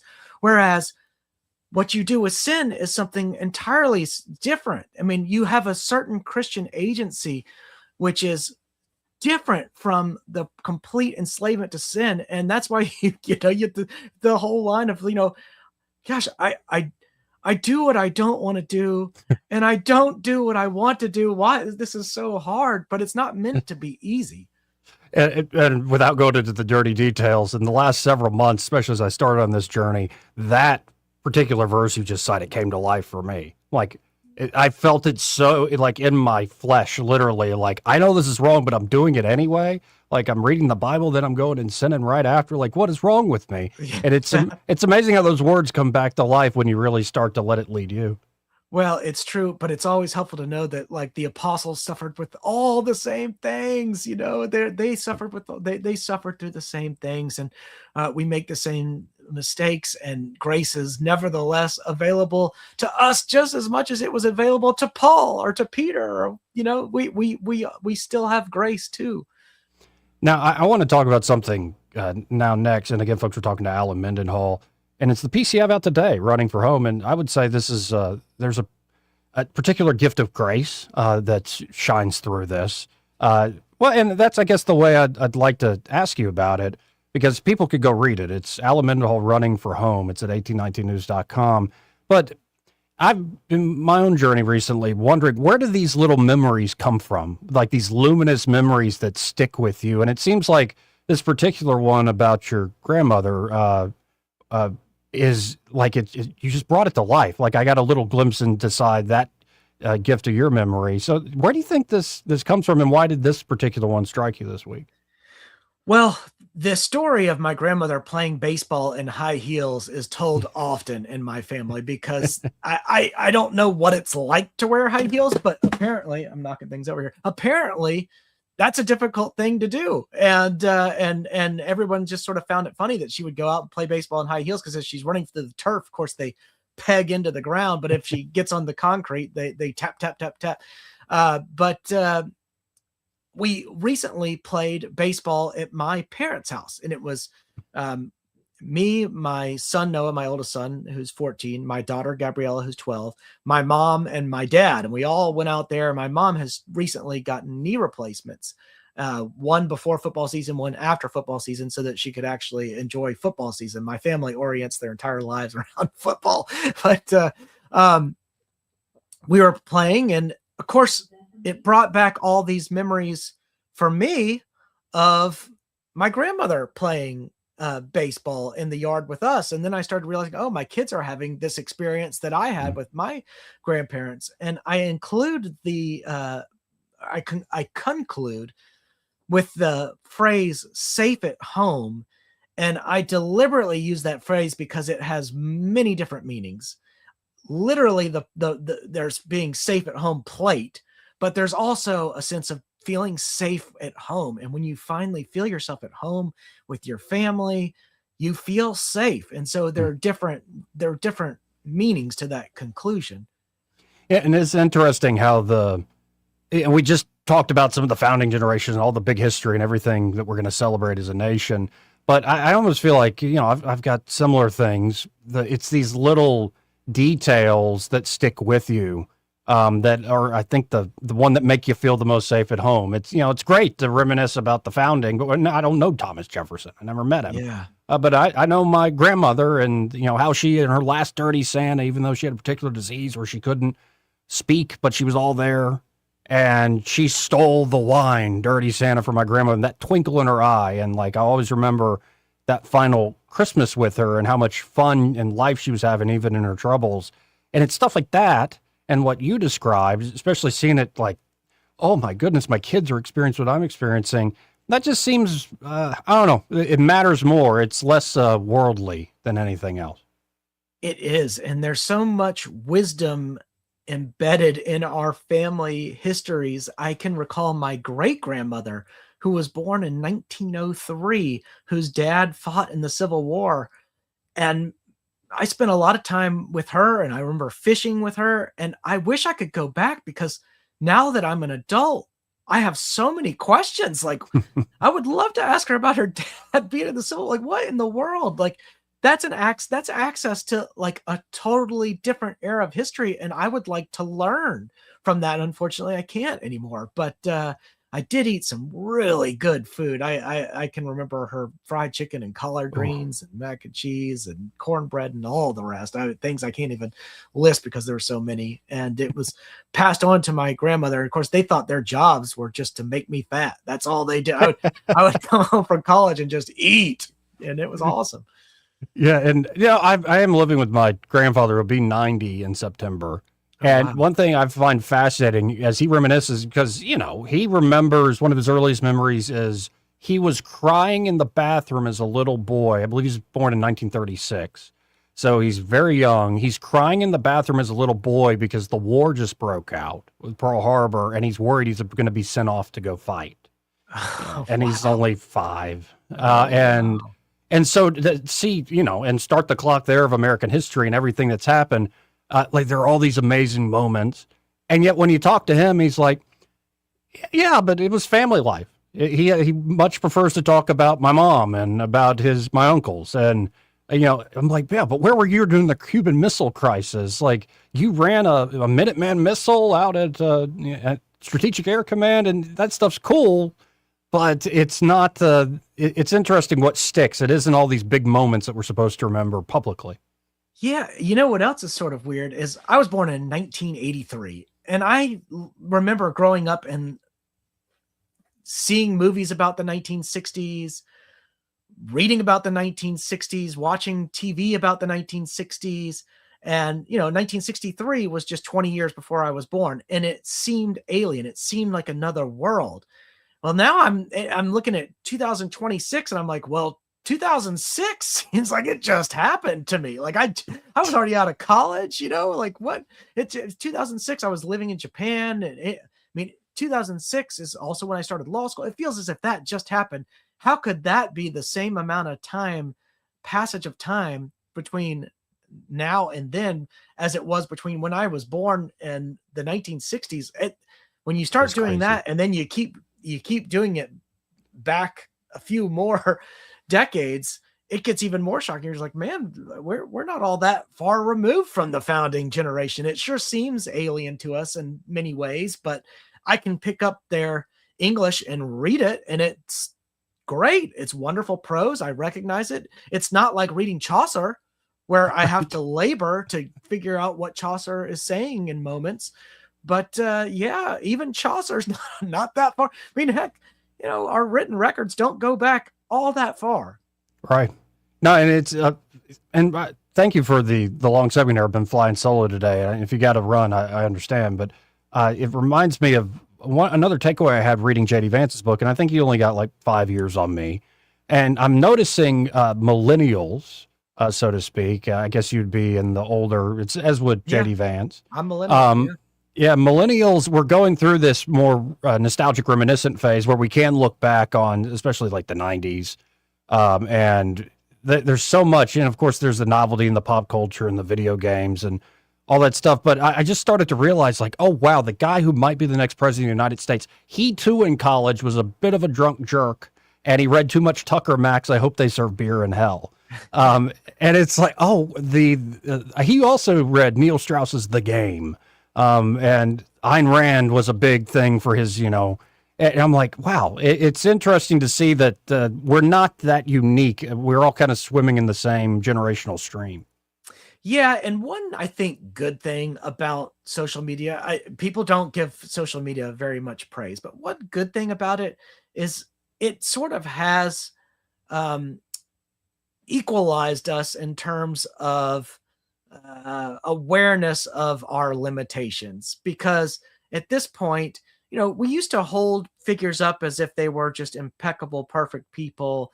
And maybe there was something good about that. But I think also recognizing that we're all flawed and that our flaws are very easily exposed has, in some ways, created room for solidarity and forgiveness and grace in a way that was more difficult perhaps before, when we had impossible standards by which we were measuring people, and people were, obsessed with hiding their bad activity rather than just owning it and saying, look, I did this, whatever. I always, I was not a big fan of a lot of things that George W. Bush did when he was president, but I always really respected him when he said, look, when I was young, this is what I did. This is how I behaved. And I wish I hadn't, but I'm owning it. And I really respected that. Yeah. And I think we're going to need more of that, because, and maybe that's a good thing. It'll defang sort of the Oppo research aspect of politics, to where, I mean, everything's so public that, and, again, we're more on the older end of like this young generation coming up. Like the amount of stuff that's documented, like you're going to have to say mea culpa, mea max culpa. Like it's just, you're like, this is, sorry, I wish I was different. And I'm hoping more and more folks will show each other grace, or we're going to rip each other apart. There's too much ammunition. Yeah, I can't wait to figure out what historians will be doing 300, 400 years from now with our stuff and our digital footprint, because now we go through, someone's letters, and we go through maybe whatever their banknotes say, and maybe some legal documents here and there. But I mean, there's the potential for someone to get in your laptop and pull your cache data and pull all this. Like, who knows what types of biographies are going to be written in a few hundred years about us? I don't know. It's pretty incredible. Well, Alan, this 30 minutes or so has flown by. If folks want to check out your work, your writing, what you're up to, how can they do so? Just alanmendenhall.com is the best way to do it, Joey. I recently had someone go in there and update the website, so it's ready to go. It's got a lot of ads on it right now, so feel free to click on those. But but yeah, that's where it is. Well, appreciate it, Alan, and we'll talk again soon. Have a happy 4th of July. You too, Joey. Again, folks, Alan Mendenhall, always appreciate his time. We got to hit a break here. But first, this entire hour brought to you by Alabama Home Mortgage. And they're at Alabama Home Mortgage. Kim Williams and Madeline Cannon are ready to help you with buying a home, especially if you're a first-time home buyer. They can walk you through the purchase process and make it, where you have no surprises, especially no surprises on closing day. It all starts with pre-approval. You do not want to skip that first step, or you're setting yourself up for heartbreak. But instead, they'll make sure you get pre-approved. Here's how much home you can afford. Go out and shop with confidence. Sellers will take you seriously. And on closing day, will be there before you know it, once you find that home of yours that you want to purchase. Or, of course, you could be wanting a refinance deal. And there are a lot of reasons to refinance, from restructuring debt to you want to go on the dream vacation or reinvest in your property or your family. and they could help you out there. And of course, they specialize in helping veterans. Parts of the VA system are broken, but not the VA mortgage. That remains one of the strongest home financing options available, and there are a lot of veterans that still haven't taken advantage of these benefits they earn through their service. So things like no down payment purchases, 100% cash out refinances. If you're a veteran, get in touch with Alabama Home Mortgage. At least see what your options are. 567-4223 is that number. That's 567-4223. Or you can always apply online at myalabamahomemortgage.com. They'll get in touch with you real quick after you fill out those online forms. There is a difference in mortgage companies. Let Kim and Madeline prove that to you today. NMLS number 1586368, an equal housing lender. Want to carry News Talk in your pocket? Download the News Talk 93.1 app from the App Store. Available on iPhone and Android. Never miss a moment. Download now.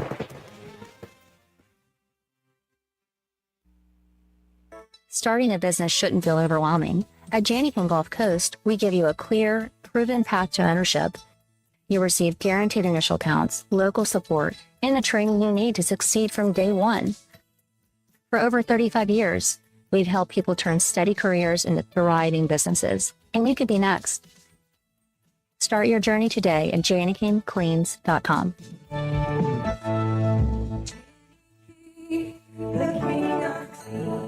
Hi, this is Bo Goodson from the Goodson Group with your Real Estate Minute. 5 reasons to get a home inspection before you close on a home. Homeowners buying their first home or their 10th home still need a home inspection performed. First, you will find out firsthand the true condition of the home, the age and state of the heating and air, the roof, electrical, and plumbing as of the date of inspection. Second, it may give you the ability to renegotiate repairs that the seller will end up paying for before closing. Third, if the results show that the repairs would be too costly, then you can opt out of the contract without losing your earnest money. Fourth, the age and state of the systems will indicate what shape the rest of the house might be in and give you the option to opt out of the transaction or renegotiate terms. Fifth, knowing what needs to be done to the house will allow you the opportunity to update the home properly to your taste. For a list of the best home inspectors in the area, call Bo Goodson at the Goodson Group at 334-221-2883 or 551-0225. The Goodson Group. Yes? Yeah, I'm Bill. You called about some breaker stripping? Oh, yes, Bill.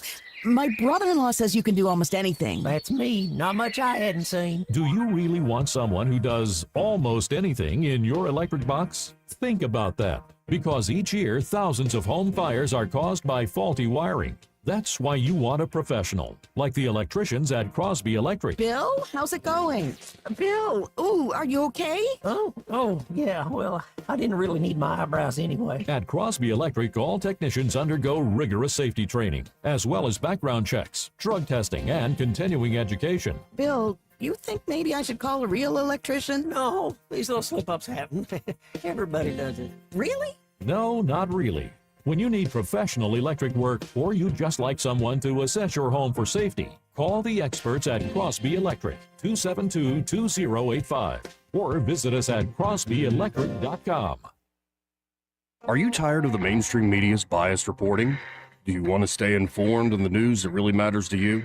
Look no further than 1819 News. At 1819 News, we bring you the latest in Alabama news, politics, sports, culture, and more. We've assembled a team of journalists with Alabama values dedicated to the truth and the truth alone. Visit us at 1819news.com today. That's 1819news.com. Subscribe to our newsletter. Honest News, Alabama Values. What's your biggest investment? More than likely, it's your home. So treat it that way when you hire a painting contractor. With PBS Painting, there are no gimmicks, no $99 specials. Just quality painting and someone who treats your home with the same respect that you do. At PBS Painting, we have been painting for years and look forward to many more years to come. With PBS Painting, the job gets prepped properly, whether it's cleaning, scraping, or priming. We always use quality products, which is a must for a quality paint job. So if you're looking for a painter that doesn't need upfront money and is on the job at all times, then please give me a call. Scott Bowers and PBS Painting, 294-5122. That's PBS Painting, 294-5122. Look at some of our work on Facebook at PBS Painting Montgomery. Trust is the number one reason why a patient chooses a healthcare provider. Adams Drugs has been your trusted healthcare provider since 1962 and has been voted the number one pharmacy in the River region for many years. We strive each and every day to provide you the level of healthcare you have come to expect from Adams Drugs. The employees at Adams Drugs take pride in developing relationships with their patients, from making sure your prescriptions are filled correctly to getting to know you and your family's needs and following up on any questions you may have. Adams Drugs employees deliver top-notch service. We ask you to visit us at any of our locations in Montgomery, Prattville, Wetumpka, Millbrook, and Pine Level Marbury and give us a chance to earn your business. You can find us at adamsdrugs.net for the location that is nearest to you. Adams Drugs is your local, independently owned Health Mart pharmacy. Health Mart, taking the time to listen and care. This hour of news and views is brought to you by our good friends at Alabama Home Mortgage. Alabama Home Mortgage, 567-4223. Visit them on the web at myalabamahomemortgage.com. NMLS number 1586368, an equal housing lender. The Rich Thomas Weather Network, brought to you by Montgomery Paint and Body. From little fender benders to total body repair, MPB will fix it good as new, maybe better. For 4 decades, the Turner family has been getting you back on the road. Call 279-7325. Rich Thomas Weather. Well, hi, everybody. We're not just talking about heat this week. We're talking about some dangerous heat indices. Mostly sunny today, high temperature up to about 97, heat index in the 105 to 110 danger range.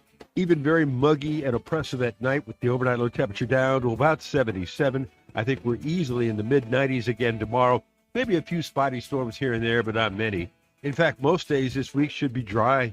And through at least the 4th of July, we're looking at triple-digit heat indices with actual highs at least in the mid-90s.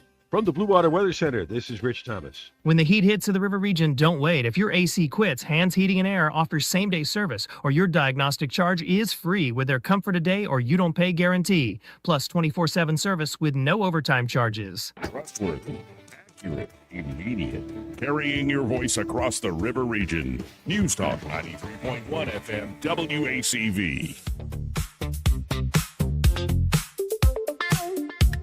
Joey Clark.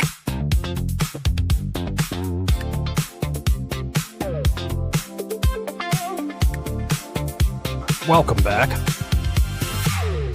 Now, put into pseudo-local story, but it has to do with federal legislation and the opposing votes that the two senators that for now represent the state of Alabama, Tuberville and Britt, split on their support for this housing bill, this big housing bill that is still in limbo because Trump said, pass the SAVE Act already, and then I'll sign your stupid little housing bill, your bipartisan thing that Pocahontas started.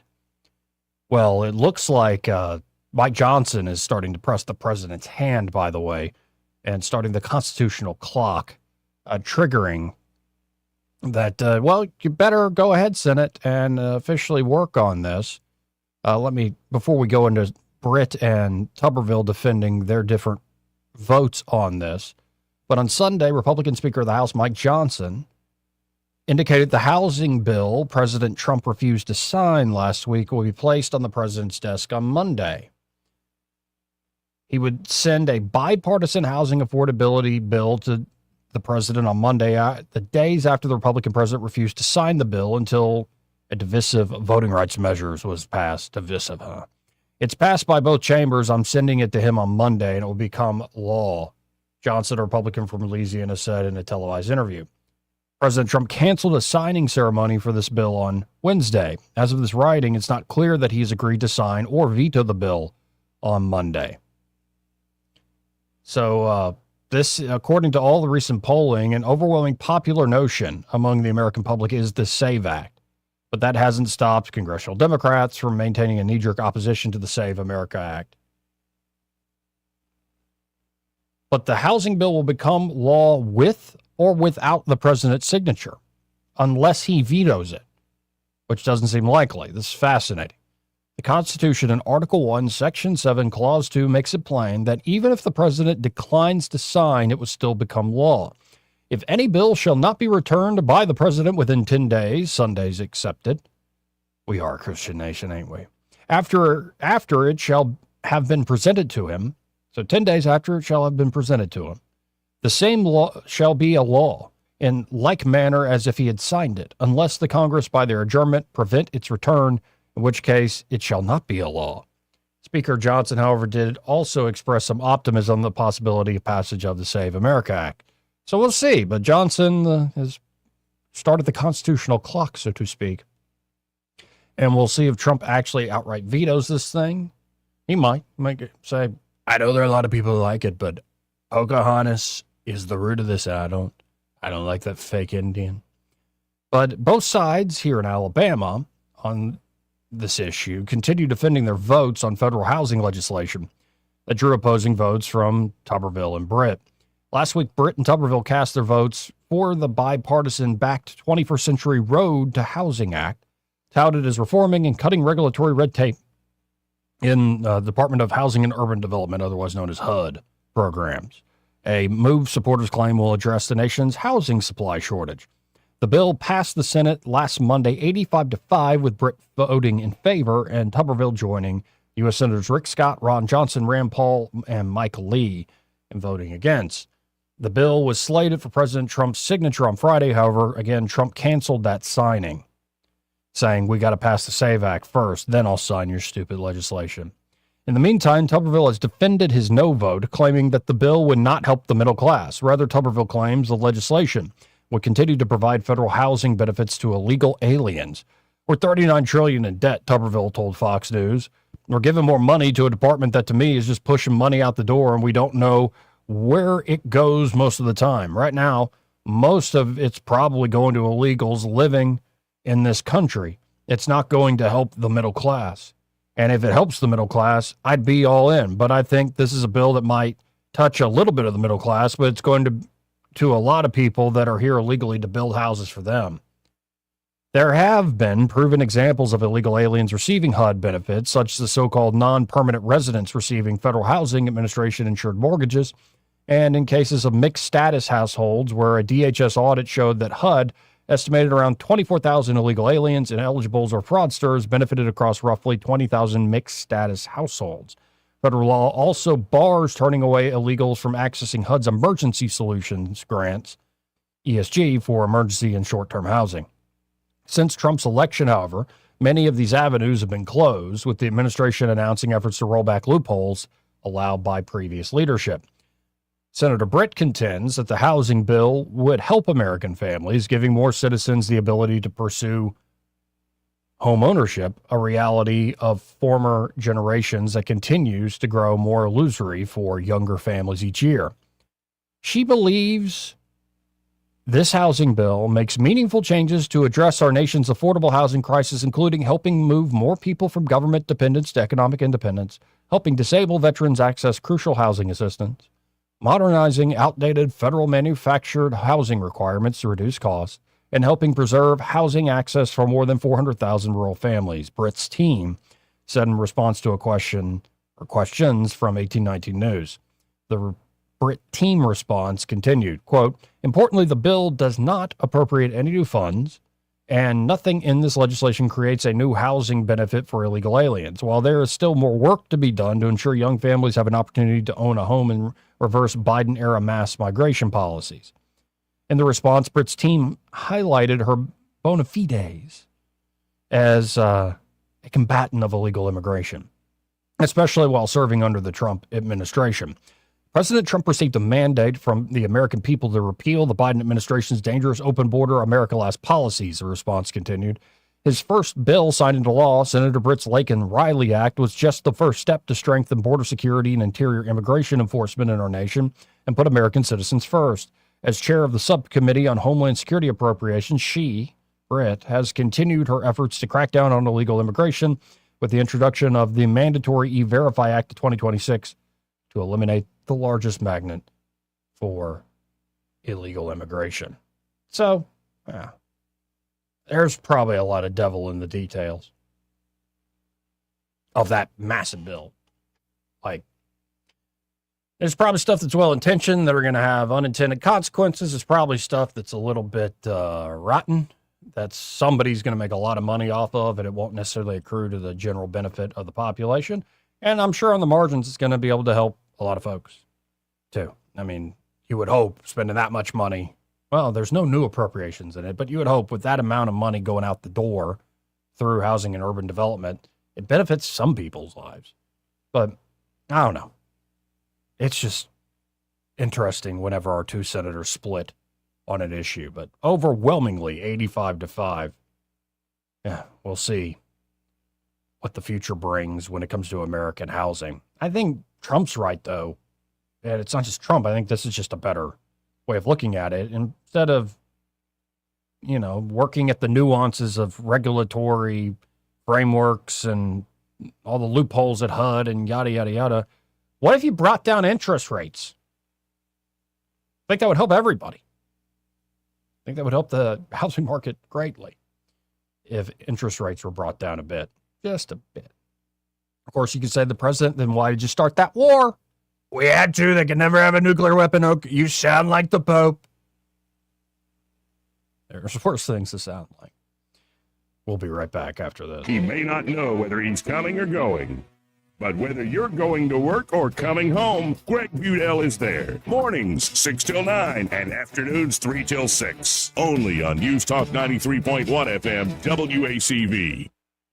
We get a lot of questions about what all we handle at Hannah and Eddie Realty Group. I'm Hannah Grantham. And I'm Eddie Bader, and we will handle all of your real estate needs. We handle all your buying and selling needs, from your first home, next home, land, investment property, and even commercial properties. We do it all and have the experience that shows you what makes us different. So when you think real estate, think Hannah and Eddie Realty Group. Look us up on Facebook or give us a call at 334-368-6358. And let us show you who you have on your sign matters. This is your roving reporter. Today I'm talking with a man from outer space. What's up, Earthling? I see you've landed your spacecraft over there in that field. That's right, man. My question is, why have you landed here on our planet? I came to see David Ernest. The asset preservationist? Yeah, man. I wanted to see if he would take a look at my portfolio for me. Well, before you make the trip over there, call him on his toll-free number, 833-596-7233. And I understand those last 4 digits spell out the word safe. That is correct. Funny thing happened the last time I came to Earth. What was that? I went to the Walmart, man. Yes? And I accidentally went in the back door. How did that work out? Well, they stopped me and very gently told me that I needed to go around front and come in. And then what did you do? I said, cool, man.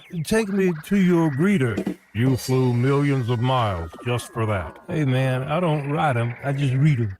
This hour of news and views is brought to you by our good friends at Alabama Home Mortgage. Alabama Home Mortgage, 567-4223. Visit them on the web at myalabamahomemortgage.com. NMLS number 1586368, an equal housing lender. Headlines the mainstream media won't touch. Your News Talk station. News Talk 93.1 FM WACV.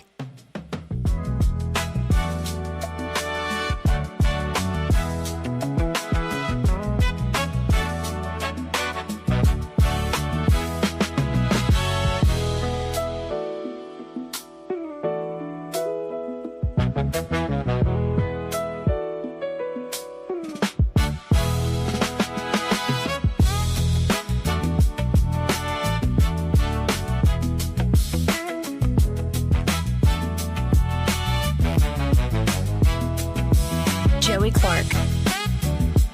Welcome back. Normally we talk to Michael Cohen at this time, but he is busy with a customer, which is always a good thing to hear from a sponsor. So if y'all are looking for great products, of course, on the electronic side of the house, from big old TVs, projector systems, massage chairs, great sound, surround sound audio systems, all sorts of audio solutions, especially like outdoor setups, or the appliance side of things, or maybe looking for a big grill or a new washer dryer unit, new refrigerator. They can help you there at Cohen's. And because the products are great, they have an awesome selection, but the service really makes the difference. The service is amazing, including long after the sale. That's why Cohen's been around for almost 70 years. It's because through the generations, they actually get to know people and have people's back and really stand by the products they sell. and are looking to help folks out, whether it's first setting something up or, maybe down the road something goes wrong with that washer you bought from Cohen's. They'll still take your call and look to help you out. So check out Cohen's today. You can always learn more at thinkcohens.com, but I really encourage you to stop by. Go see them in person at 2515 Eastern Boulevard here in Montgomery, just off of the Eastern Boulevard. And they're open 9 to 6 Monday through Friday, 9 to 4 on Saturdays. And be sure to tell them that Joey, that fellow on the radio, sent you. Let's go to Sam. Hey, Sam, how you doing? I'm doing very well. Sitting here in the sun, about to go in and see my doctor and whatnot. But, Joey, I've really been enjoying the show. Oh, I dang sure. There's a good, fine conversation as I was coming down to 231, and do appreciate it.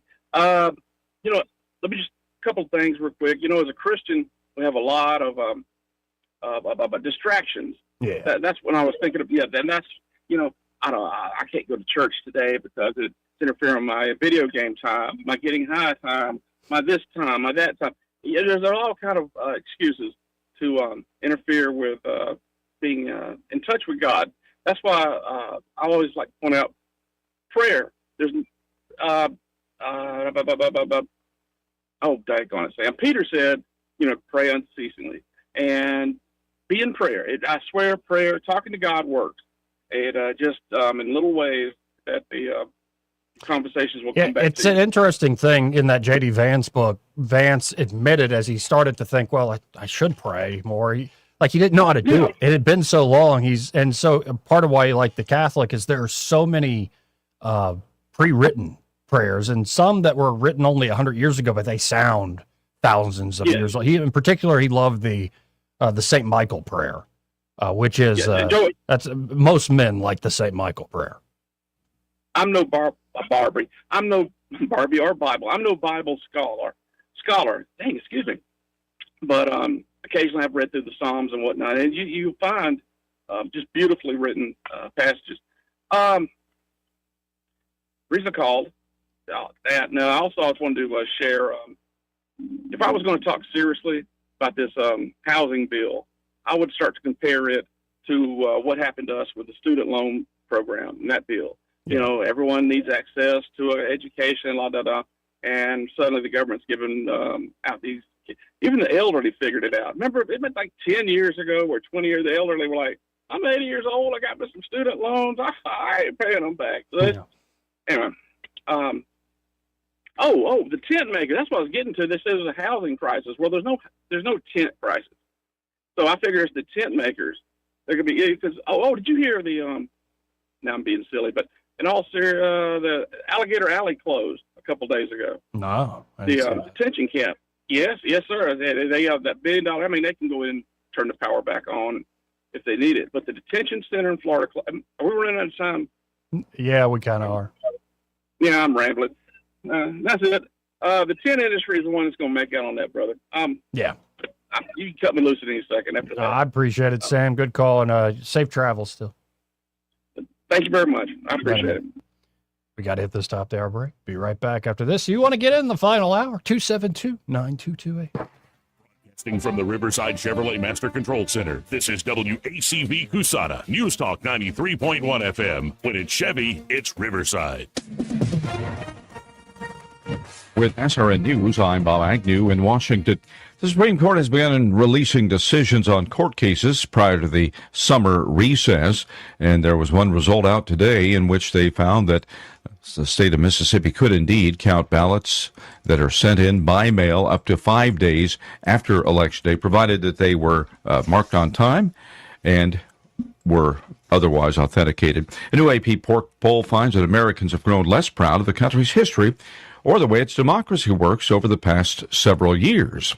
And that's pride in the U.S., depending on what party you're in, however. About 70% of Republicans said in that poll that they are extremely proud to be Americans. Only 14% of Democrats said the same. That's what took the average down so low.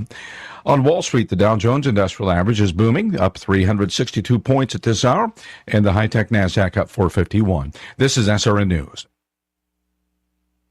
Spring is here, and if you're staring at a home improvement project, wondering how you're going to pay for it, or looking at a big credit card bill piling up, I want you to know about my friends Mike and Brian and the team at Fellowship Home Loans. For over 20 years, Mike and Brian have been helping families like yours tap into something they already have, equity in their own home, a HELOC, a cash-out refi, a debt consolidation loan to wipe out those high-interest credit cards. Whatever fits your situation, Fellowship Home Loans will build it around you. Everything's done in-house, one roof, one team, all with a servant-led mentality. From your very first phone call to closing, you're going to get people who know your name and treat you like family. I know, I'm a customer. Right now, they're offering a free mortgage checkup, no pressure, just a real look at your options. Go to fellowshiphomeloans.com/Mike G, fellowshiphomeloans.com/Mike G, or call 800-510-MIKE, 800-510-6453. Fellowship Home Loans, mortgage lending by the book. Nationwide Mortgage Bankers, DBA Fellowship Home Loans, Equal Housing Lender, NMLS number 8193. Rich Thomas Weather is brought to you by Victoryland. Victoryland Casinos, crowning 25K free play giveaway. The more you visit, the more chances you have to win. Victoryland Casino, where you can be a winner too. Rich Thomas Weather. Well, hi, everybody. We're not just talking about heat this week. We're talking about some dangerous heat indices. Mostly sunny today, high temperature up to about 97, heat index in the 105 to 110 danger range. Even very muggy and oppressive at night with the overnight low temperature down to about 77. I think we're easily in the mid-90s again tomorrow. Maybe a few spotty storms here and there, but not many. In fact, most days this week should be dry. And through at least the 4th of July, we're looking at triple-digit heat indices with actual highs at least in the mid-90s. From the Blue Water Weather Center, this is Rich Thomas. 1819 News. The steering committee for the Alabama Republican Party met this past Sunday to consider yet another residency challenge against John Wall as he runs in the lieutenant governor's race. That challenge is coming from another Republican in Limestone County who believes that the issue needs to be considered now so that Democrats are not able to disqualify Wall closer to the November elections. The challenge comes from Tim Calling and has to do with Wall having obtained a Tennessee driver's license. Alabama law requires 7 years of residency before running for state office. Wall admits to having a residence in Tennessee, but also says he has evidence that he has lived in Alabama for the required 7 years. The steering committee voted 14-4 to not proceed further with this challenge by holding a full hearing, as was done recently in the Tommy Tuberville residency case. I'll be back with more Alabama stories after this. Are you enjoying 1819 News? If so, consider joining 1819 News as a member. As a nonprofit news organization, we depend on the support of Alabamians like you. Memberships start out as little as $5 a month, and you'll get access to exclusive content only offered to our members. You'll be supporting independent journalism done by people who cherish Alabama values. Become a member today by visiting 1819news.com and clicking Become a Member. That's 1819news.com and click Become a Member today. Patients at Huntsville Hospital are being notified of a data breach that allowed access to their personal health information. The breach occurred with a third-party system that holds health records for the hospital. The breach occurred last year with Cerner Systems and the data that they had stored on their system. Apparently, the delayed announcement of this data breach was to help investigators in this case. I'm Andrea Tice. For more news affecting Alabamians, go to 1819news.com. And while you're there, subscribe to the daily newsletter. This hour of News and Views is brought to you by our good friends at Cole Plumbing, 279-8919. Cole Plumbing is number one in the number two business. You don't have to dig a hole. They have proprietary pipelining technology. Ask them about their tankless water heaters. Remember, when you have trouble with your bowl, call on Cole. You want your floors to scream new, fresh, and stylish. But if yours are groaning, tired, old, and outdated, you're in luck. Because at Prattville Carpet, you can revitalize your floors while you save on the best brands available with perfect and professional installation and Prattville's unbeatable lifetime warranty. Hi, I'm Ray Bowles from Prattville Carpet. If you're looking for carpet, hardwood, laminate, vinyl plank, or ceramic tile, call us today for your free measurement. Start shopping for your floors right now at PrattvilleCarpet.com. Prattville Carpet, we're more than just carpet. Please be advised, you may want to stop eating the following foods immediately: broccoli, kale, bean sprouts, blueberries, quinoa, spinach. Wait, what? I thought those were good for me. Turns out not for everyone, because what's healthy for one person can cause inflammation for another. And the only way to really know what your body needs is to listen to it. Listen how? That's where Viome comes in. Viome is a simple, at-home gut health test that looks at your body's real-time biology using RNA to understand what's happening inside you right now. When your results come in, you'll learn exactly which foods to eat, which to avoid, and which supplements are right for you, all based on the world's largest RNA-based human biology database and thousands of clinical research studies. And many people who use Viome report more energy, better digestion, and a better mood within months. So stop guessing. Start knowing. Learn more at Viome.com/gut. V as in Victor, IOME.com/GUT. And use coupon code GUTHEALTH50 to save $50 off your purchase. Viome. Trust your gut. The views and opinions of the following program are solely those of the host and other contributors. These do not necessarily represent those of Liberty Acquisitions 825, Blue Water Broadcasting, its management, staff, or any advertisers.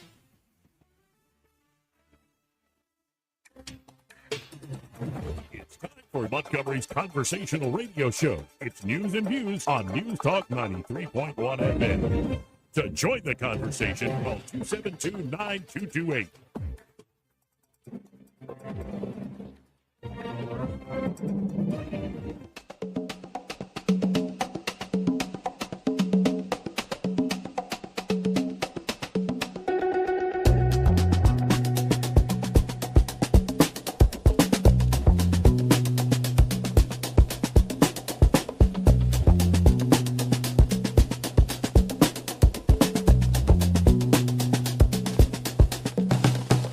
Joey Clark.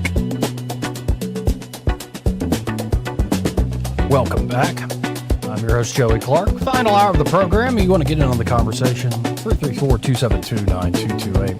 That's 334-272-9228. Let's go to the phones and talk to Babs. Hey, Babs, how you doing? Good afternoon, Joey. I'm doing good.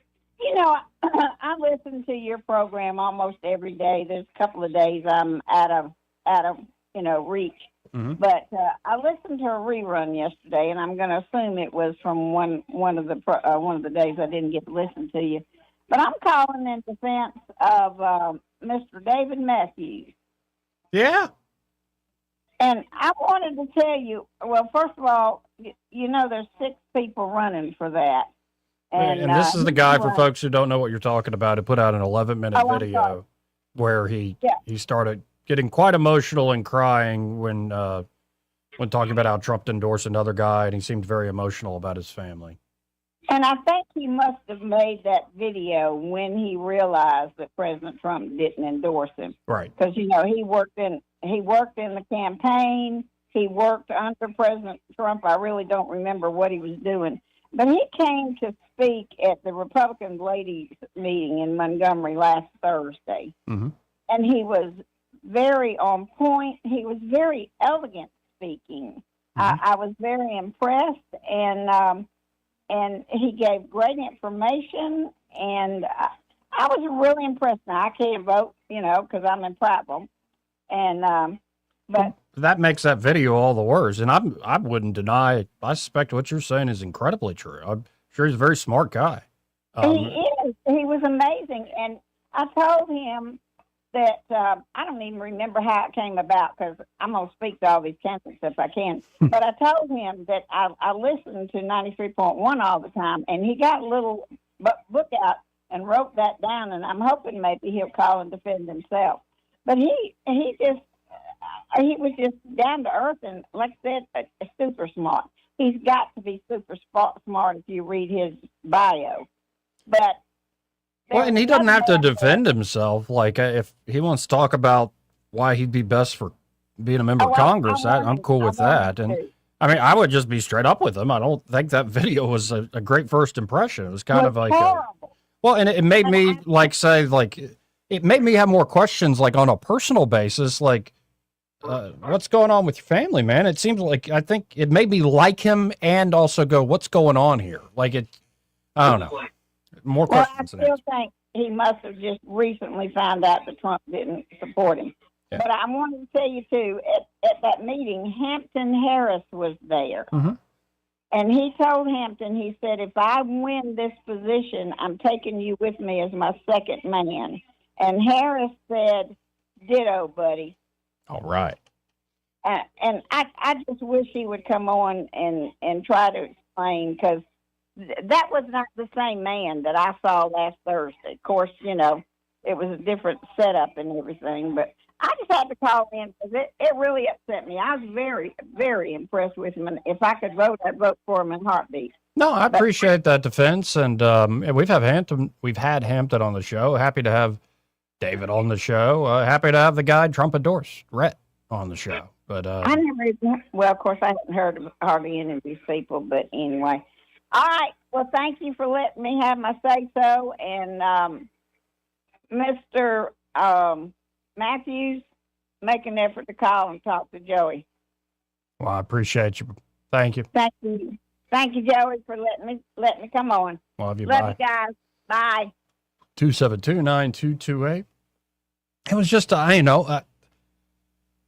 can be of split minds. Like, I can look at something as, I don't know this person. Let's see what this video is all about. And I was like, oh, my goodness, what is this? I would have told him to delete that and not put that out there if I was advising him. But, and it's often the case. There are plenty of brilliant men of character that sometimes don't have the connections, which I think is the number one thing at play with the Trump endorsement in this race. They don't have the connections. I think I said that in that segment. Sorry, you didn't grow up as Senator Britt's neighbor. But there's also an element, and I think about it a lot, that is this the best system for actually finding men and women, but men of character? Sometimes. But there are a lot of brilliant men of character who could be great statesmen who really are boring if you tell them to give a speech. They come across there isn't that fire in the belly that gets you going when you see them in an ad or on an interview appearance. And sometimes I just worry that a lot of our system is based more on those non-rational aspects than it is on, the true character and intelligence of the folks. Now, you can't have the total package where across the board, you got somebody with that fire in the belly and that charisma, that X factor, who, along with the character and the smarts. But sometimes it's also, it's a rough and tumble game. I've seen too many of these races where a lot of folks put in a lot of blood, sweat, and tears and money. And something as simple as connections and more money means you ain't got it, man. And there's only so many seats. There are only so many seats of Congress Alabama sends up there. And these things sometimes work out in a way where it's like, well, that's disappointing. But, you got your whole life. Seem like you got a beautiful family. Go live that life. If you're a talented fella, you'll get right on your feet, land on your feet. 272-9228. That's 334-272-9228. Oh my. There's a story that just came out at 1819news.com by Caleb Taylor. If you're not familiar with that name, Caleb Taylor is covering all things Montgomery and the river region. And an old familiar face and name. Now, I'm just seeing this headline, just seeing the story, so let's read it together, folks. Longtime talk radio host Kevin Elkins is running in the upcoming special election for Montgomery City Council District 3. The Montgomery City Council voted unanimously on Tuesday, of course, to vacate Marcia Johnson from her District 3 seat because she does not live in the district. Candidate qualifying for the special election will begin on Tuesday and remain open through the 14th of July. A special election for District 3 will be held on September the 1st. No candidate receives the required number of votes, then there will be a runoff election that will be held on October 13th. Kevin Elkins told 1819 News on Monday he expects probably 8 or 9 people to run for the seat. Nobody has a guarantee of the seat. Nobody owns the seat. The seat belongs to the people. What you won't hear from me is a lot of platitudes because everybody says the same crap all the time, Elkins said. That's right, sir. Elkins, a U.S. Army veteran, said he wanted to run for the seat for a while, but couldn't while working in the radio industry because of FCC regulations. He now has his own podcast. I would have ran a long time ago, but since I had the privilege and pleasure of being a talk show host for 34 years, they wouldn't let me run unless I quit my job. Well, nobody can make me quit my job on the podcast. Now I can finally do it since the opportunity did come up, and I actually live in District 3, Elkins said. My biggest deal is the lack of humility in public service today. People act like they are doing us a favor by serving. When you go down to a city council meeting, not only in Montgomery, but all over the place, people look over those glasses from their high perch on the city council seat and look at you like you're not worthy of being in front of them. Pardon me, they're blowing something right outside the studio wall. There's no plants out there. They do this every few weeks. There's literally nothing out there to weed eat, to blow. There are no clippings. There's no shrubbery of any sort. Just earning a paycheck. Now back to Kevin Elkins. Humility is something that keeps you teachable no matter what position you have or how much you have. I just think sometimes logic and reason has gone out of politics.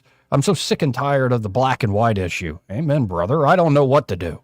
Every decision is somehow tempered with it's us against them.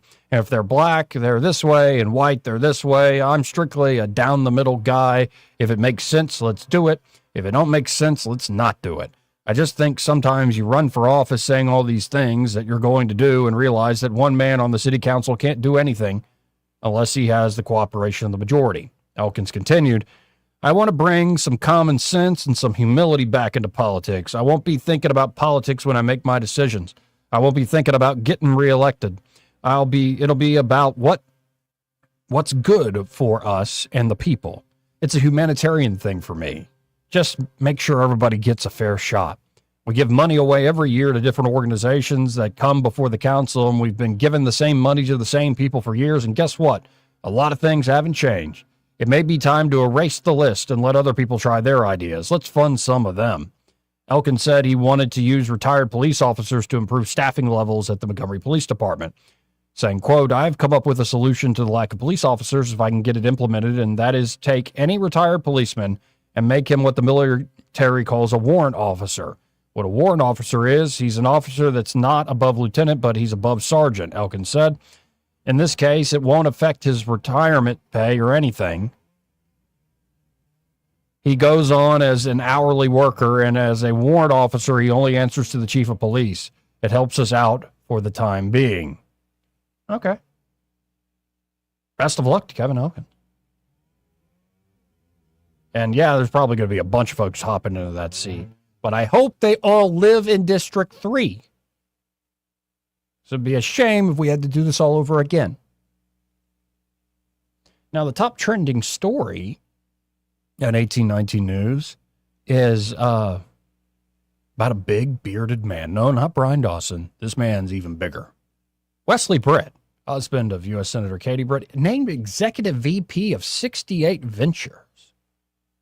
Wesley is joining Gulf Coast Development Company 68 Ventures as the new Executive Vice President and member of the company's executive leadership team. 68 Ventures, based in Daphne, Alabama, is the parent company for multiple development and investment businesses along the Gulf Coast.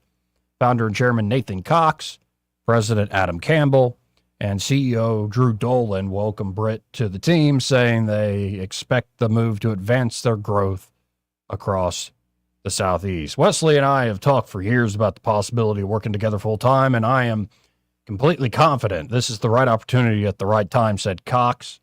We are fired up to welcome him to our executive leadership team as we continue carrying out our purpose to see all we can do with all we have been given. Britt said 68 Ventures has built one of the most dynamic and respected organizations in the Southeast. What Nathan, Adam, Drew, and the entire team have created is truly remarkable. The company's entrepreneurial culture, long-term vision, and commitment to making a positive impact in the communities it serves aligns closely with my own values. And, of course, there were fine things said by Joe Fine of Fine Getty and Associates, which is where Wesley Britt is leaving.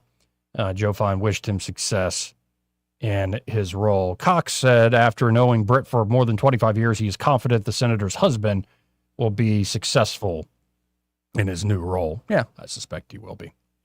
Apparently they went to the University of Alabama together. Now, somebody, a little bird put in my ear, what if 68 Ventures got into the White Water Park game? If you want the water park to work, maybe not only does a big, say, development team with a lot of connections take it over, but you make Wesley Britt the face of Montgomery's Whitewater Park. Like, you don't have to run it and stuff. It's just he's the spokesman. I think it could work. I didn't come up with this idea. Somebody told me this idea. I said, get out of town. And then I thought about it for a second. And I'm like, I think that would work. The senator's husband, the big man. Yeah, I think it would be a good fit.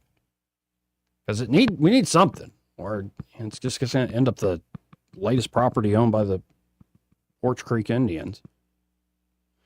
That's where it's heading, at least. Anyway, 272-9228. For some reason, that's the top trending story at 1819 News, because everybody's wondering, why can't we get those elite gigs? Well, maybe you don't have the connection.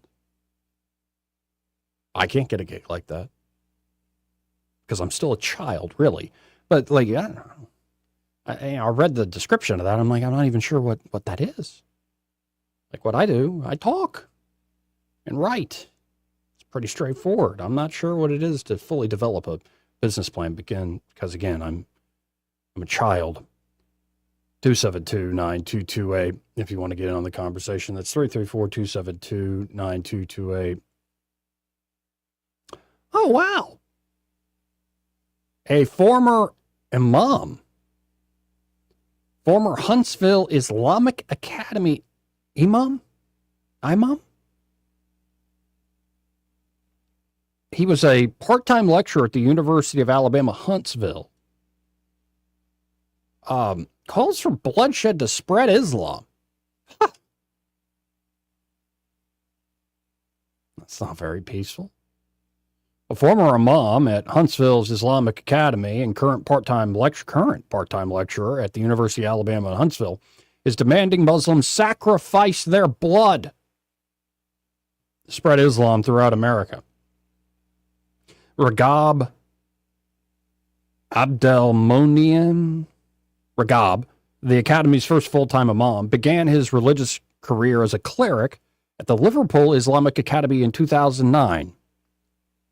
Good soccer club. That's all I'll say about Liverpool. In 2013, after teaching and graduating from Al-Azhar University in Cairo, Egypt, Ragab relocated to the academy in Huntsville. Approximately 8 years later, in 2021, he joined University of Huntsville's comms department as a part-time lecturer specializing in public speaking courses. The same year, he was also hired as a part-time comms instructor for Jimison High School's College Academy program. Ragab's educational background is extensive, with a clear lean towards Islam. Well, he is an imam. He holds a PhD in religious communication and information sciences from the University of Alabama, a master's in religious communication from UAH, and a master's in Islamic education and psychology from Al-Azhar University. In a now widely circulated video on social media, Ragab called for Muslims to expand Sharia law by any means necessary, including through bloodshed. Quote, we need to have some people to love their religion and to sacrifice for the religion, sacrifice their money and their blood and their wealth for the sake of Allah, he said in the message. A number of Ragab's sermons criticizing the United States and its residents are available online through his YouTube channel. In one video, the cleric attacked America's elected officials, accusing them of stigmatizing Muslims and minorities. Corrupt and wicked politicians, leaders, and officials, they propagate and perpetuate this kind of hatred in their discourse, in their rhetoric, in their comms, in the media, just to demonize and put people down and to stigmatize Muslims and minorities. I don't want to stigmatize anybody. I just think it's not true. Like, it's one of the weirdest Christian heresies that has gained traction. Of course, he also, he's doing the classic, I'll just read it. You yourself and your ancestors and your grandfathers, they are minorities and immigrants. They came and took over this land, especially in the United States in the Western camp. They took over the land from the original people and native people. So it should be taken again. The United States, according to Ragab, has committed injustices against Muslims throughout the world for decades. It's very rare to find any nation or any country. They are strong, powerful, and also just, and they have justice, he said in another one of his sermons. Why? Because if they have power, they immediately will commit injustices. We see that in this country. That's probably just a human thing, man. And I wonder which religion and which cultural tradition based in the foundations of religion better promotes peace.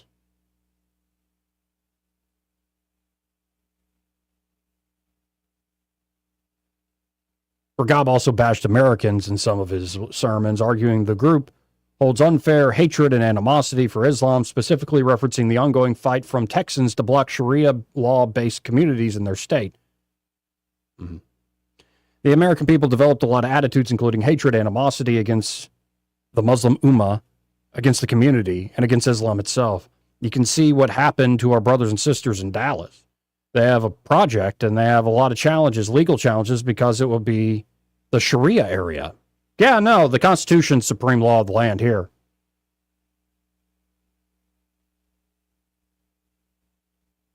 Like, that shouldn't be controversial.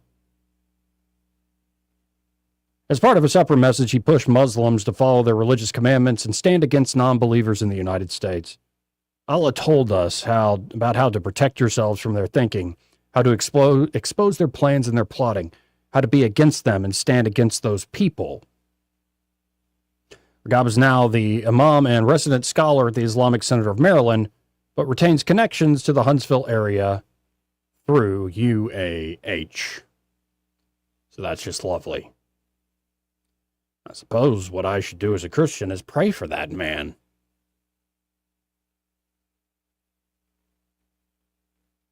Perhaps, especially as a Catholic, maybe Our Lady, Mother Mary, will visit him in a dream and show him the error of his ways. If not Jesus himself. But yeah. My basic practical point of view on the whole Islam question in the United States is maybe we need to restrict how many more folks can come in. And then, yes, let's make clear that the supreme law of the land is the Constitution. If you try to find something that usurps that supremacy, even if you claim a certain religious authority to do so in private, good luck with that. Good luck with that. 272-9228. That's 334-272-9228. And it's an example, too, of as Alabama maybe becomes more populated, as more people move to go work in Hunts Vegas and in Birmingham, what you're going to find is a lot more folks are liberal, though I wouldn't exactly call this guy liberal. But you know what I mean. The coalition that makes up the left, you're going to find more and more of that stuff. Anyway, good luck in Maryland, good old Catholic Maryland. 272-9228 if you want to get on the conversation. That's 334-272-9228. Let's go to line one. You're on there. Who's this? Hey, you've got East. Hey, East. How are you? Hey, I'm doing well. Look, I've got a question, and I'm not being facetious about this, but if I write something critical of this imam or the King of England, if a bunch of bobbies show up at my front door, what should be my response as an American citizen? I mean, you should defend yourself by the legal means you have at your disposal. That's right. We have a castle law here in Alabama, and it would be a bad thing. It would make a mess, especially since they're not armed. Our law is our law. And if they can't abide by it, then they get a plane ticket back to wherever they came from. That's all I got to say about that. Yeah. Yeah, and it's unfortunate, but I think there's a fundamental disagreement because you're claiming a fundamental source that's different. And I think it's time for Americans, don't need to freak out about it. I do believe in the freedom of religion in this country, but I do not believe in allowing what is essentially a religion and a political movement to create a beachhead in the mainland of the United States. Well, stop telling me that I hate the Muslims because I hate the things that they do. Okay? No, that's not going to wash. You can't crash planes into buildings and then say that I hate you. Well, and also, at the end of the day, I just think their theology's wrong. Well, no, yeah, of course it is, and it's got to stop, Joey. Our laws are pretty good, and they will protect even people who aren't supposed to be here. But I can't go with their Sharia stuff. No, me either. But hey, man, thanks for a good show. Appreciate it, East. And really, are we that shocked that there are a lot of folks who say, I believe this, and they mean it? And they'll use whatever tactics necessary? Yeah, should be shocked. And this whole idea that you could pacify people. Now, don't get me wrong. Just as there are a lot of people who are culturally Christian, because they just grew up around a bunch of Christians and they say they're Christian and stuff, and they don't really walk in the way. There are a lot of folks who are Muslim because that's just how everybody else is. There are a lot. I would suspect the vast majority of people in this world are just fairly lukewarm when it comes to a lot of this stuff. I could be wrong, and certainly it depends on whether you're talking a big city or a rural environment, and there's all sorts of factors on particular places.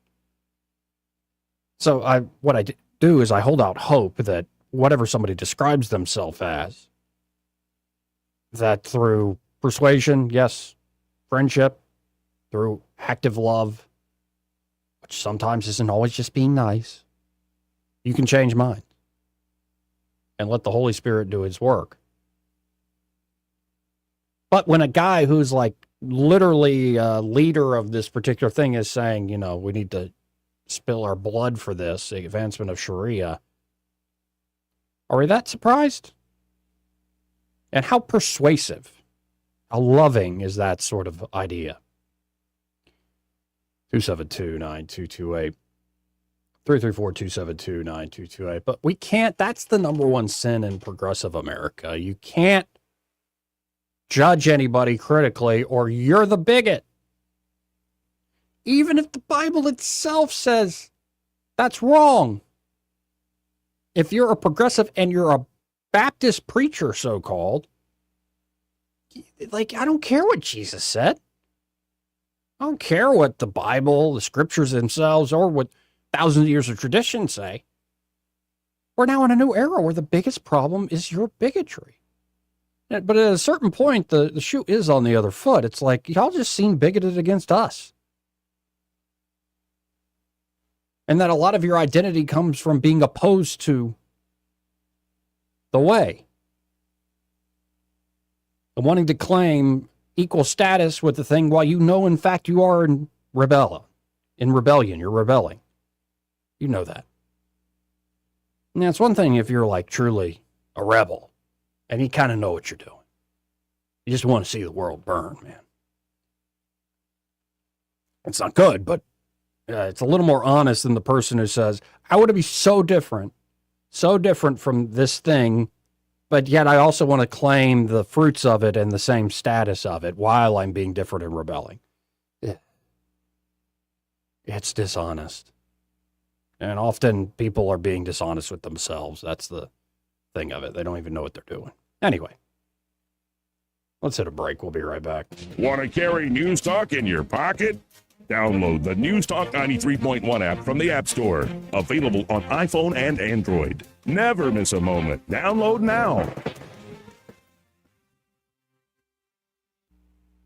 Welcome to Eclectic Coins, Montgomery's largest coin dealer, specializing in buying and selling investment-grade gold and silver coins. And they have a large selection of rare coins and coins from around the world. Visit them at 543 Northeastern Boulevard or on the web at eclecticcoins.com. Eclectic Coins, where collectors who know go. Hi, I'm Carl Schmidt, naturopath and owner of the Herb Shop Wellness Center at 8161 Vaughan Road. You know, with over 30 years experience in natural wellness, I've seen countless health fads come and go. A few years ago, we added a patented technology that actually activates your stem cells. It reverses the aging process at the cellular level. However, you do need proper hydration and targeted nutrition. At the Herb Shop, our advanced scanning and testing technology allows us to accurately assess your nutritional needs and get a customized plan for you. Come in today and see what the Herb Shop can do for you.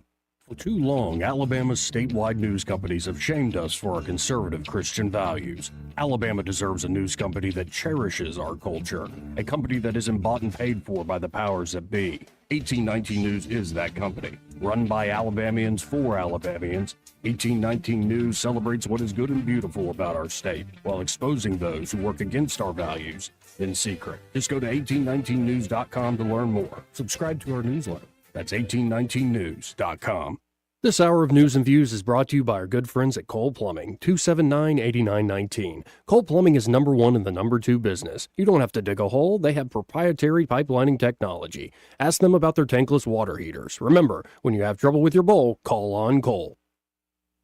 Rich Thomas Weather, a service of Riverside Chevrolet Wetumpka. If it's Chevy, it's Riverside. Best price, best selection. Check them out on the web at riversideusa.net. Hi, everybody. This is Rich Thomas. Blazing heat will be the big story this week. In fact, even dangerous heat for the first time this summer. I will break down the numbers and we'll look for any signs of rain in the forecast coming up in just a few minutes right here. Sponsored by... We get Montgomery talking 24 hours a day. The River Region's most trusted voice. News Talk 93.1 FM WACV.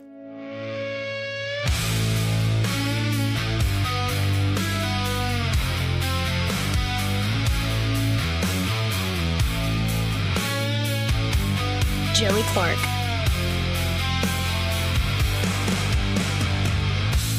Welcome back. Two 272-9228. If you want to get in on the conversation, that's 334-272-9228. Let's go to the phones. I think we have a first-time caller here. Polar, is it? Hey, Polar, how you doing?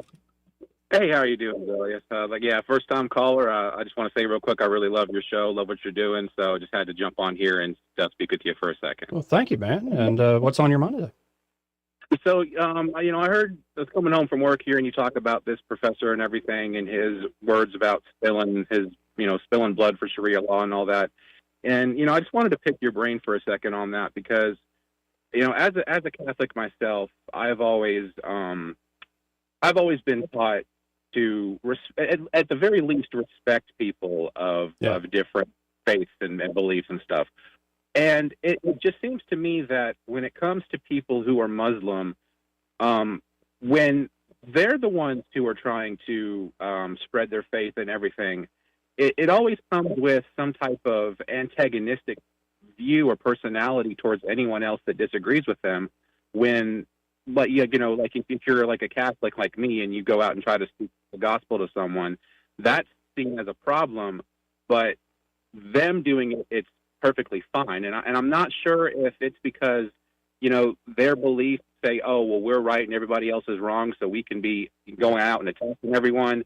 But I just want to kind of get your thoughts on that because I've personally always had a problem with how it's always been like a double standard in the Muslim faith compared to everyone else.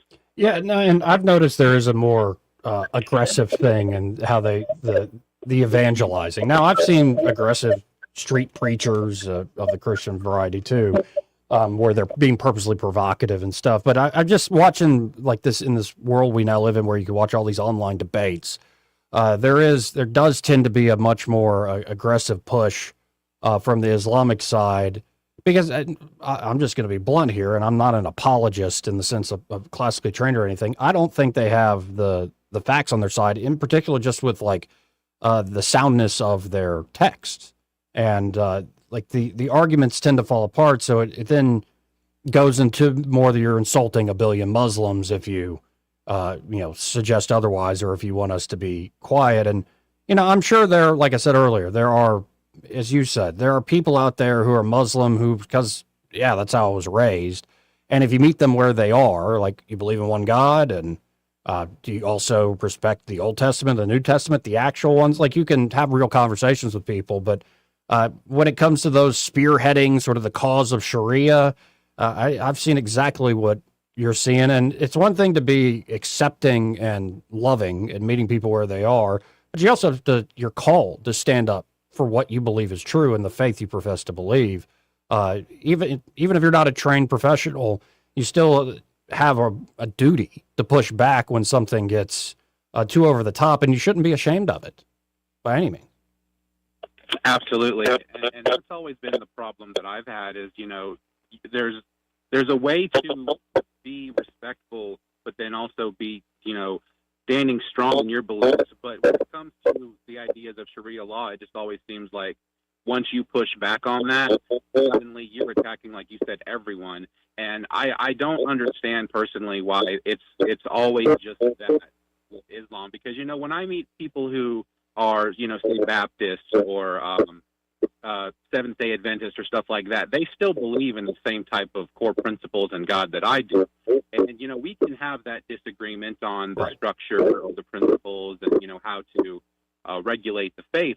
But it's just always, for some reason, when it comes to when you're speaking on the Muslim faith and in its context with Sharia law, it's just always this anger and hatred that I can't understand why, like you said, the coming together and meeting people where they are and trying to promote the peace and love and respect for differences. I just don't see why, that on at least on their side, it can't be more of that. Well, my favorite, and I don't know if you've seen them, some of my favorite interviews are former ex-Muslims, the few that Matt Fradd has had conversations with. And if you haven't seen them or anybody out there listening, just put in Matt Fradd Muslim, and you should be able to find some of and it's very insightful. And there's one guy who's not just ex-Muslim, he's become fully Catholic. So there's just a fascinating perspective on, like a lot of, because these issues are hairy. Not everybody who's, again, a Muslim is some imam saying, spill your blood to spread Sharia. They feel just as pressured as anybody else. And so the conversion stories are fascinating because, to your point, a Muslim can come to the United States or the UK or wherever and on the street corner be pretty aggressive and provocative in spreading what they think is true. But go try to do that in Saudi Arabia, or even places that have modernized. Go try to do that in the Islamic world. Try to spread the gospel of Jesus Christ. And I think you're going to end up having some issues. Doesn't mean, again, you can't respect one another. We've seen the Pope himself go about that and try to appeal to small Christian populations in Muslim lands and build peace, which I think is a smart strategy when you're a minority in Muslim lands. But it's interesting, the double standard. Absolutely. And one day I hope that double standard can be crushed and, it won't be there anymore, but we'll just have to pray and hope that eventually will happen because, just changing hearts and minds, that's the only way we're going to get there. Well, amen, brother. Appreciate the call. Yes, sir. Thank you so much. 272-9228. Again, if you want to get in on the conversation, that's 334-272-9228. Yeah, one thing that's fascinating, I can't remember the young man's name, and I watched it months ago. It's not fresh in the mind. But the amount of folks who leave Islam, there are a lot of reasons people don't, even if they're having, say, questions about the Islamic faith and doctrine. It's because of social pressure. Like you're not going to have that family anymore. You'll be castigated. There is a lot of built-in, and you see this in a lot of societies, that if you rock the boat and go against what is the dominant culture that intends to dominate, you're going to have a lot of just practical issues. It's tough enough in America. Think about, I'll use the example to be polite. What if you grew up Roman Catholic and all of a sudden you think, well, actually, I want to be a Reformed Baptist. There's going to be, most folks you'd like to think are going to be able to understand that you have in your faith and life and your family, but you probably will lose some friends. You might lose some family members if you make a shift like that, or vice versa. You're a Reformed Baptist and you decide to become Catholic. You might have some folks that just, they don't hate you. It's not like you're under physical threat or anything like that, but there might be some friction there. And so it's tough enough in a free society with freedom of religion. Imagine places where that freedom is not duly respected. And so because you have a very tight lid on any sort of competition with Islamic faith and Islamic lands, how are people finally being called to leave and to become Christians? And this one guy, again, it's on Matt Fradd's show, just put in Matt Fradd Muslim, talked about dreams, that in fact it's downright biblical, that people are having dreams that are encounters with Christ, visions also of the Virgin Mary, but again, it's a very Catholic thing, but I believe it. And it makes me have hope that even in the places where you think that it is darkest, I mean, think of how Christianity spread across, in particular, much of the Hispanic-speaking world, the conquistadors, coming out of a culture that was not exactly friendly to Christianity in the native populations, and to see that spread where millions of people convert to Christianity over a couple centuries, it's remarkable what can happen and how the faith can spread. And so I always resist this idea of it must always end in bloodshed in a new crusade. Sometimes that does happen. But especially with Trump trying to create this, say, New Deal in the Middle East and create some room for people to getting to know each other, especially younger generations getting to know each other, if you give a little bit of breathing room and then you let the Holy Spirit do the rest of the work, we might be amazed. In fact, you probably will be amazed at how God does his work in this world. 272-9228. That's 334-272-9228. How about this? Let's hit a break. Final break of the show. More after this. He may not know whether he's coming or going, but whether you're going to work or coming home, Greg Budell is there. Mornings, 6 till 9, and afternoons, 3 till 6. Only on News Talk 93.1 FM, WACV.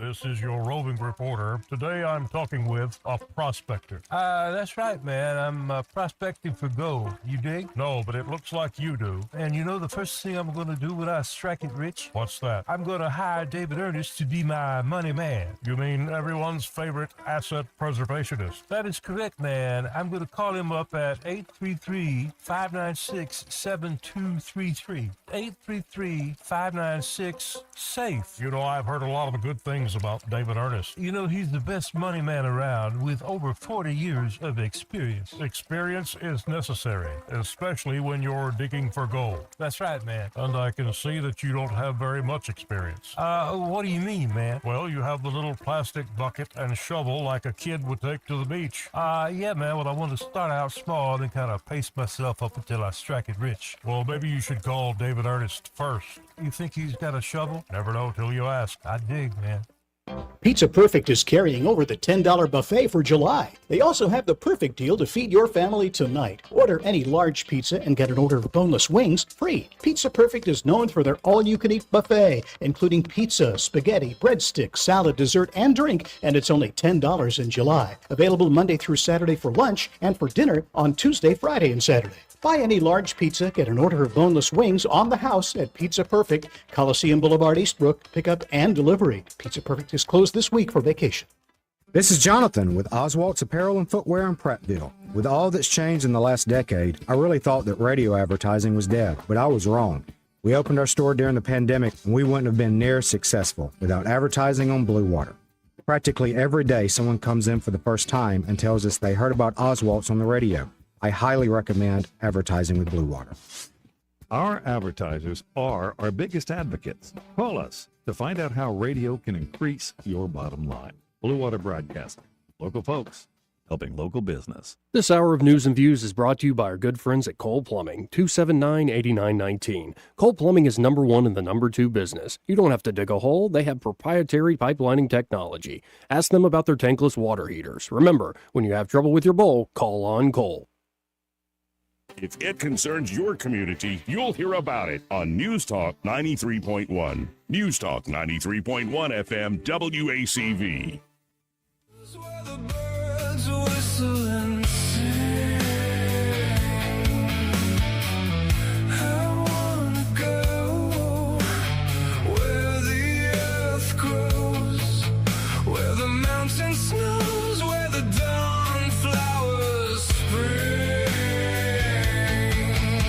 Joey Clark.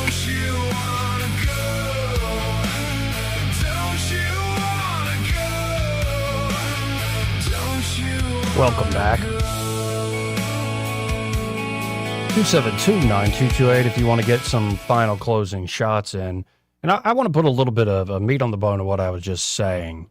If y'all don't know the story of Our Lady of Guadalupe and the tilma, it's pretty incredible. And, say in the early 1500s, a lot of Franciscan missionaries were trying to convert a lot of the indigenous population, indigenous peoples, including the Aztecs, who are deeply attached to their polytheistic religion, which included human sacrifice. So in December of 1531, the Blessed Virgin Mary appeared 4 times to Juan Diego, who was a recently baptized indigenous man near Mexico City. She asked for a church to be built on this particular hill and left a miraculous image of herself on his tilma. In fact, the first time he goes to tell the bishop, Our Lady appeared to me and wants we should build a cathedral. And, who is this guy? He just converted. Who is he to talk to the bishop? The bishop says, well, that's great, but go away. So the story continues that Mary appears again, appears 4 times. And finally, on the last time, it says to take off your tilma, which is essentially a cloak and made of dried cactus and stuff, and arranges these roses that weren't even native to the area, these beautiful roses, into his tilma and wraps it up in the tilma and says, go present this, and this will prove it to the bishop. So Juan Diego waits outside. They keep him kind of at bay. He's bothering them at this point. But he won't unfurl. He won't show him what he's holding in his tilma, in his cloak, all wrapped up. And so finally they let him in to see the bishop. And as he unfurls it and all the roses fall out, there is this miraculous image imprinted on the tilma of the Blessed Virgin Mary. And it's unlike anything the Spanish had brought to Mexico. It depicted Mary as a pregnant indigenous woman. She was standing on the moon and before the sun. You can look up Our Lady of Guadalupe. Those were symbols of Aztec gods with stars on her mantle. And she was crushing a serpent under her feet, and it spoke to the native peoples in a deeply symbolic way. It presented Christianity not as a religion of conquerors, but as something that fulfilled their deepest longings and prophecies. The image led to mass renunciation of idols, an end to human sacrifice in the region, and a flood of requests for baptism. Now, how many? That happened in 1531. It's estimated from 1531 to 1538, 8 million natives converted.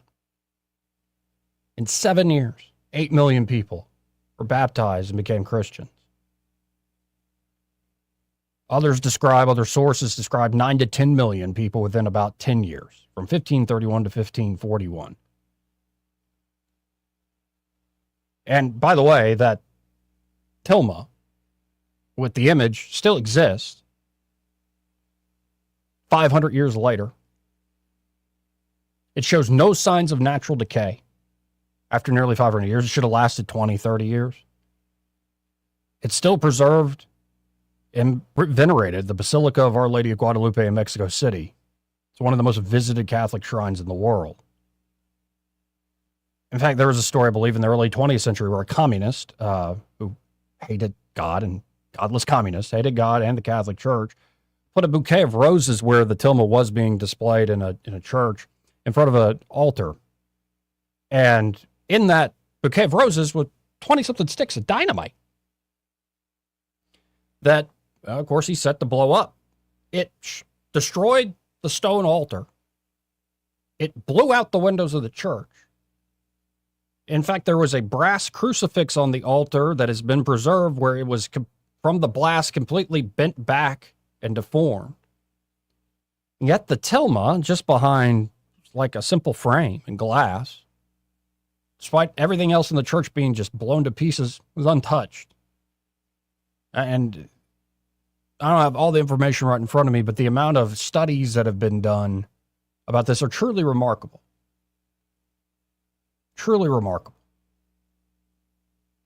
But even without getting into all the scientific studies and the alignment of the stars that are on the mantle of Our Lady in that image, that again, you could go still see today.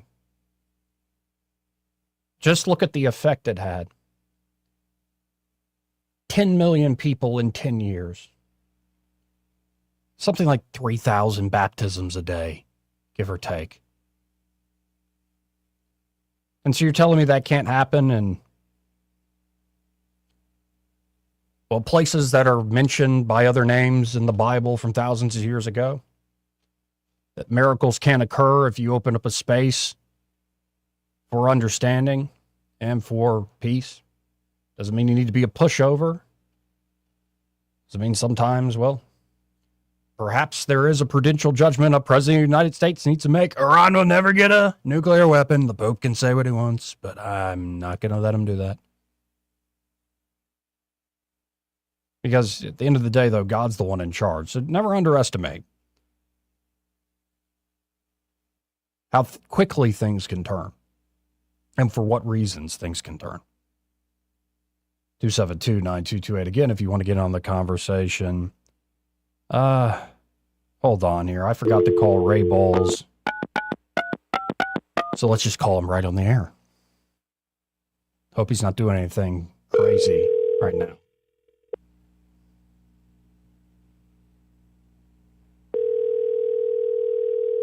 Come on, Ray.